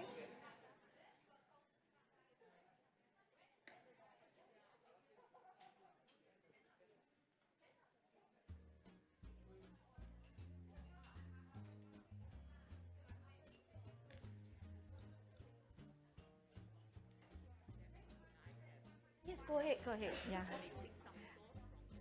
Okay, okay, sure. You need me to help her with the sauce?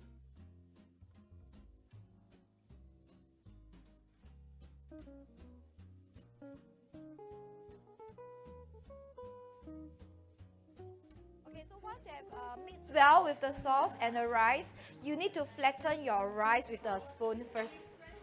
Make sure it's quite compact.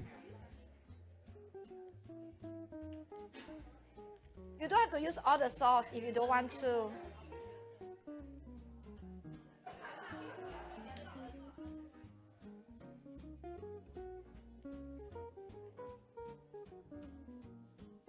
You need the sauce, right? I think you need to add in the raw.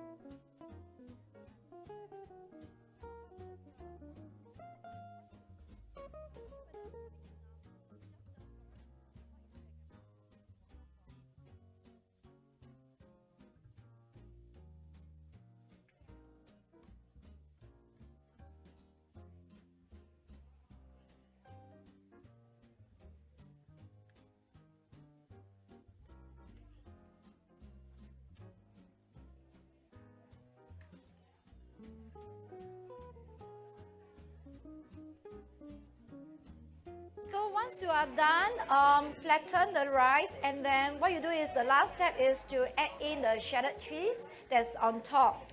You can put in about 2 cm thick, but if you don't like cheese, you can put less, just a very thin layer on top will do.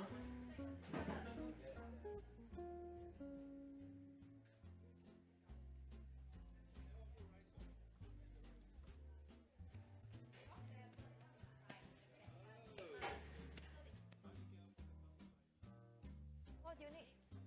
Okay, sure.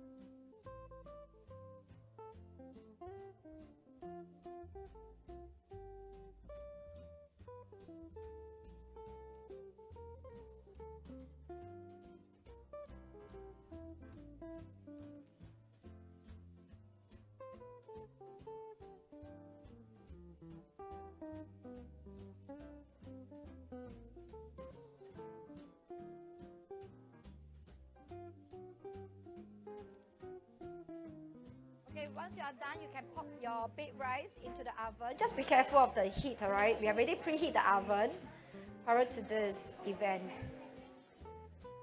So we don't really need exactly 15 minutes. Once your baked rice, the cheese that's on top has turned brown, I think we can remove it. About 10 minutes is also okay. Just be careful of the heat.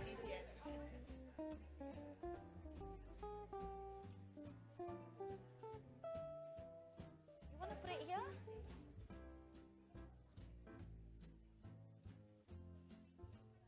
Yeah.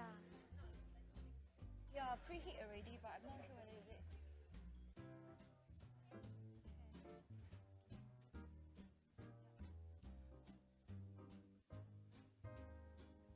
That one, just now was 5.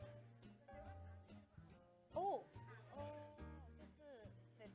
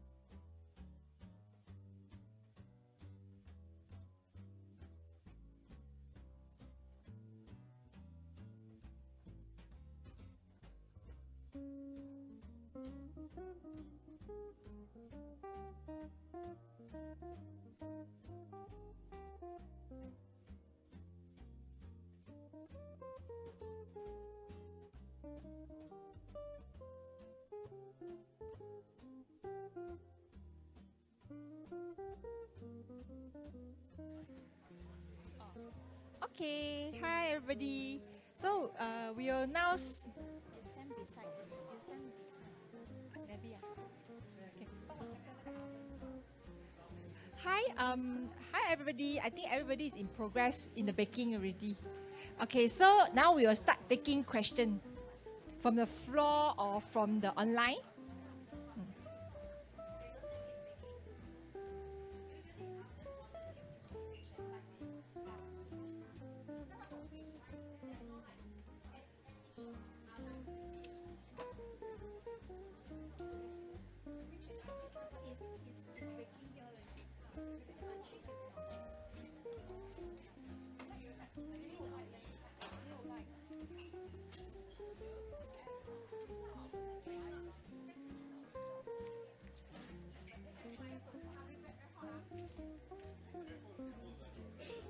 So any question?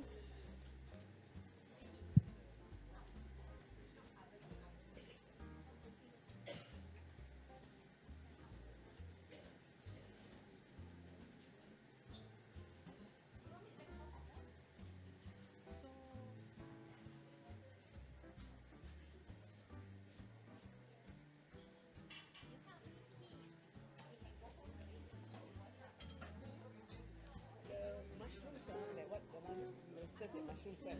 Why? Left to me, some can take, some cannot take. This kind of mushroom is still okay, not the long one. I know. The long one, I Yeah, I know.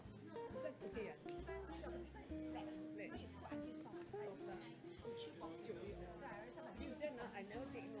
I like the question, but because I scared, this block, I don't get run down. You say can be small. Okay. That one not bad, it's the long one. Long one, long one. Stop that one. What mushroom? That one. Oh, okay. Some can can. That's special thing we talk of blockade. There's a risk, but not say everybody. Some flat ones still okay. That's soft one. Then you chew coffee. Then cut into this one actually I cut into four. Four. Thank you so much. How is your cooking? It's in progress? Everything.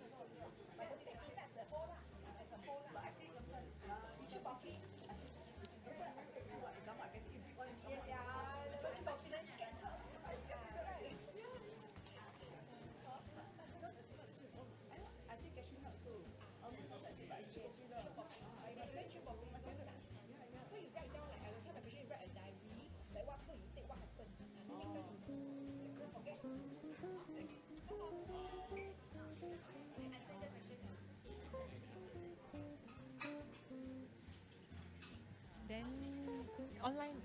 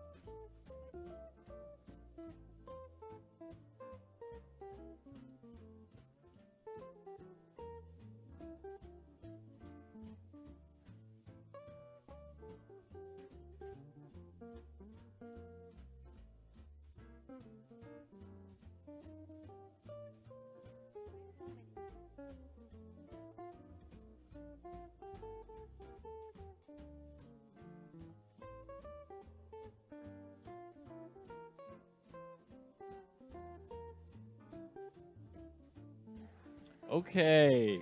I think we will wrap it up for the online participants and stuff like that now that we have a finished product. Everything smells and looks terrific as we wait for these final ones to finish up and cooking. So for the people here, we will test out and we will award out some winners. Thank you very much for everyone that has joined and stayed with us online. And thank you for your participation. Thank you, Debbie, for the great walkthrough and stuff like that. I'm sure that people will have interest in the recipe as well as maybe some other recipes. So what we have done at Coloplast, we are actually making a cookbook for ostomates that will be available in October. So you can just get in contact with our care team to figure out how to get these from next month. And with that, we will close for the online participants. We would ask you to scan the QR code and provide some feedback for us so that we know maybe interesting topics that you guys might want to see for the next meeting that we have, and to get your feedback on how the session was. So thank you for joining us online, and we will sign off here. And have a great day. Take care. Bye-bye.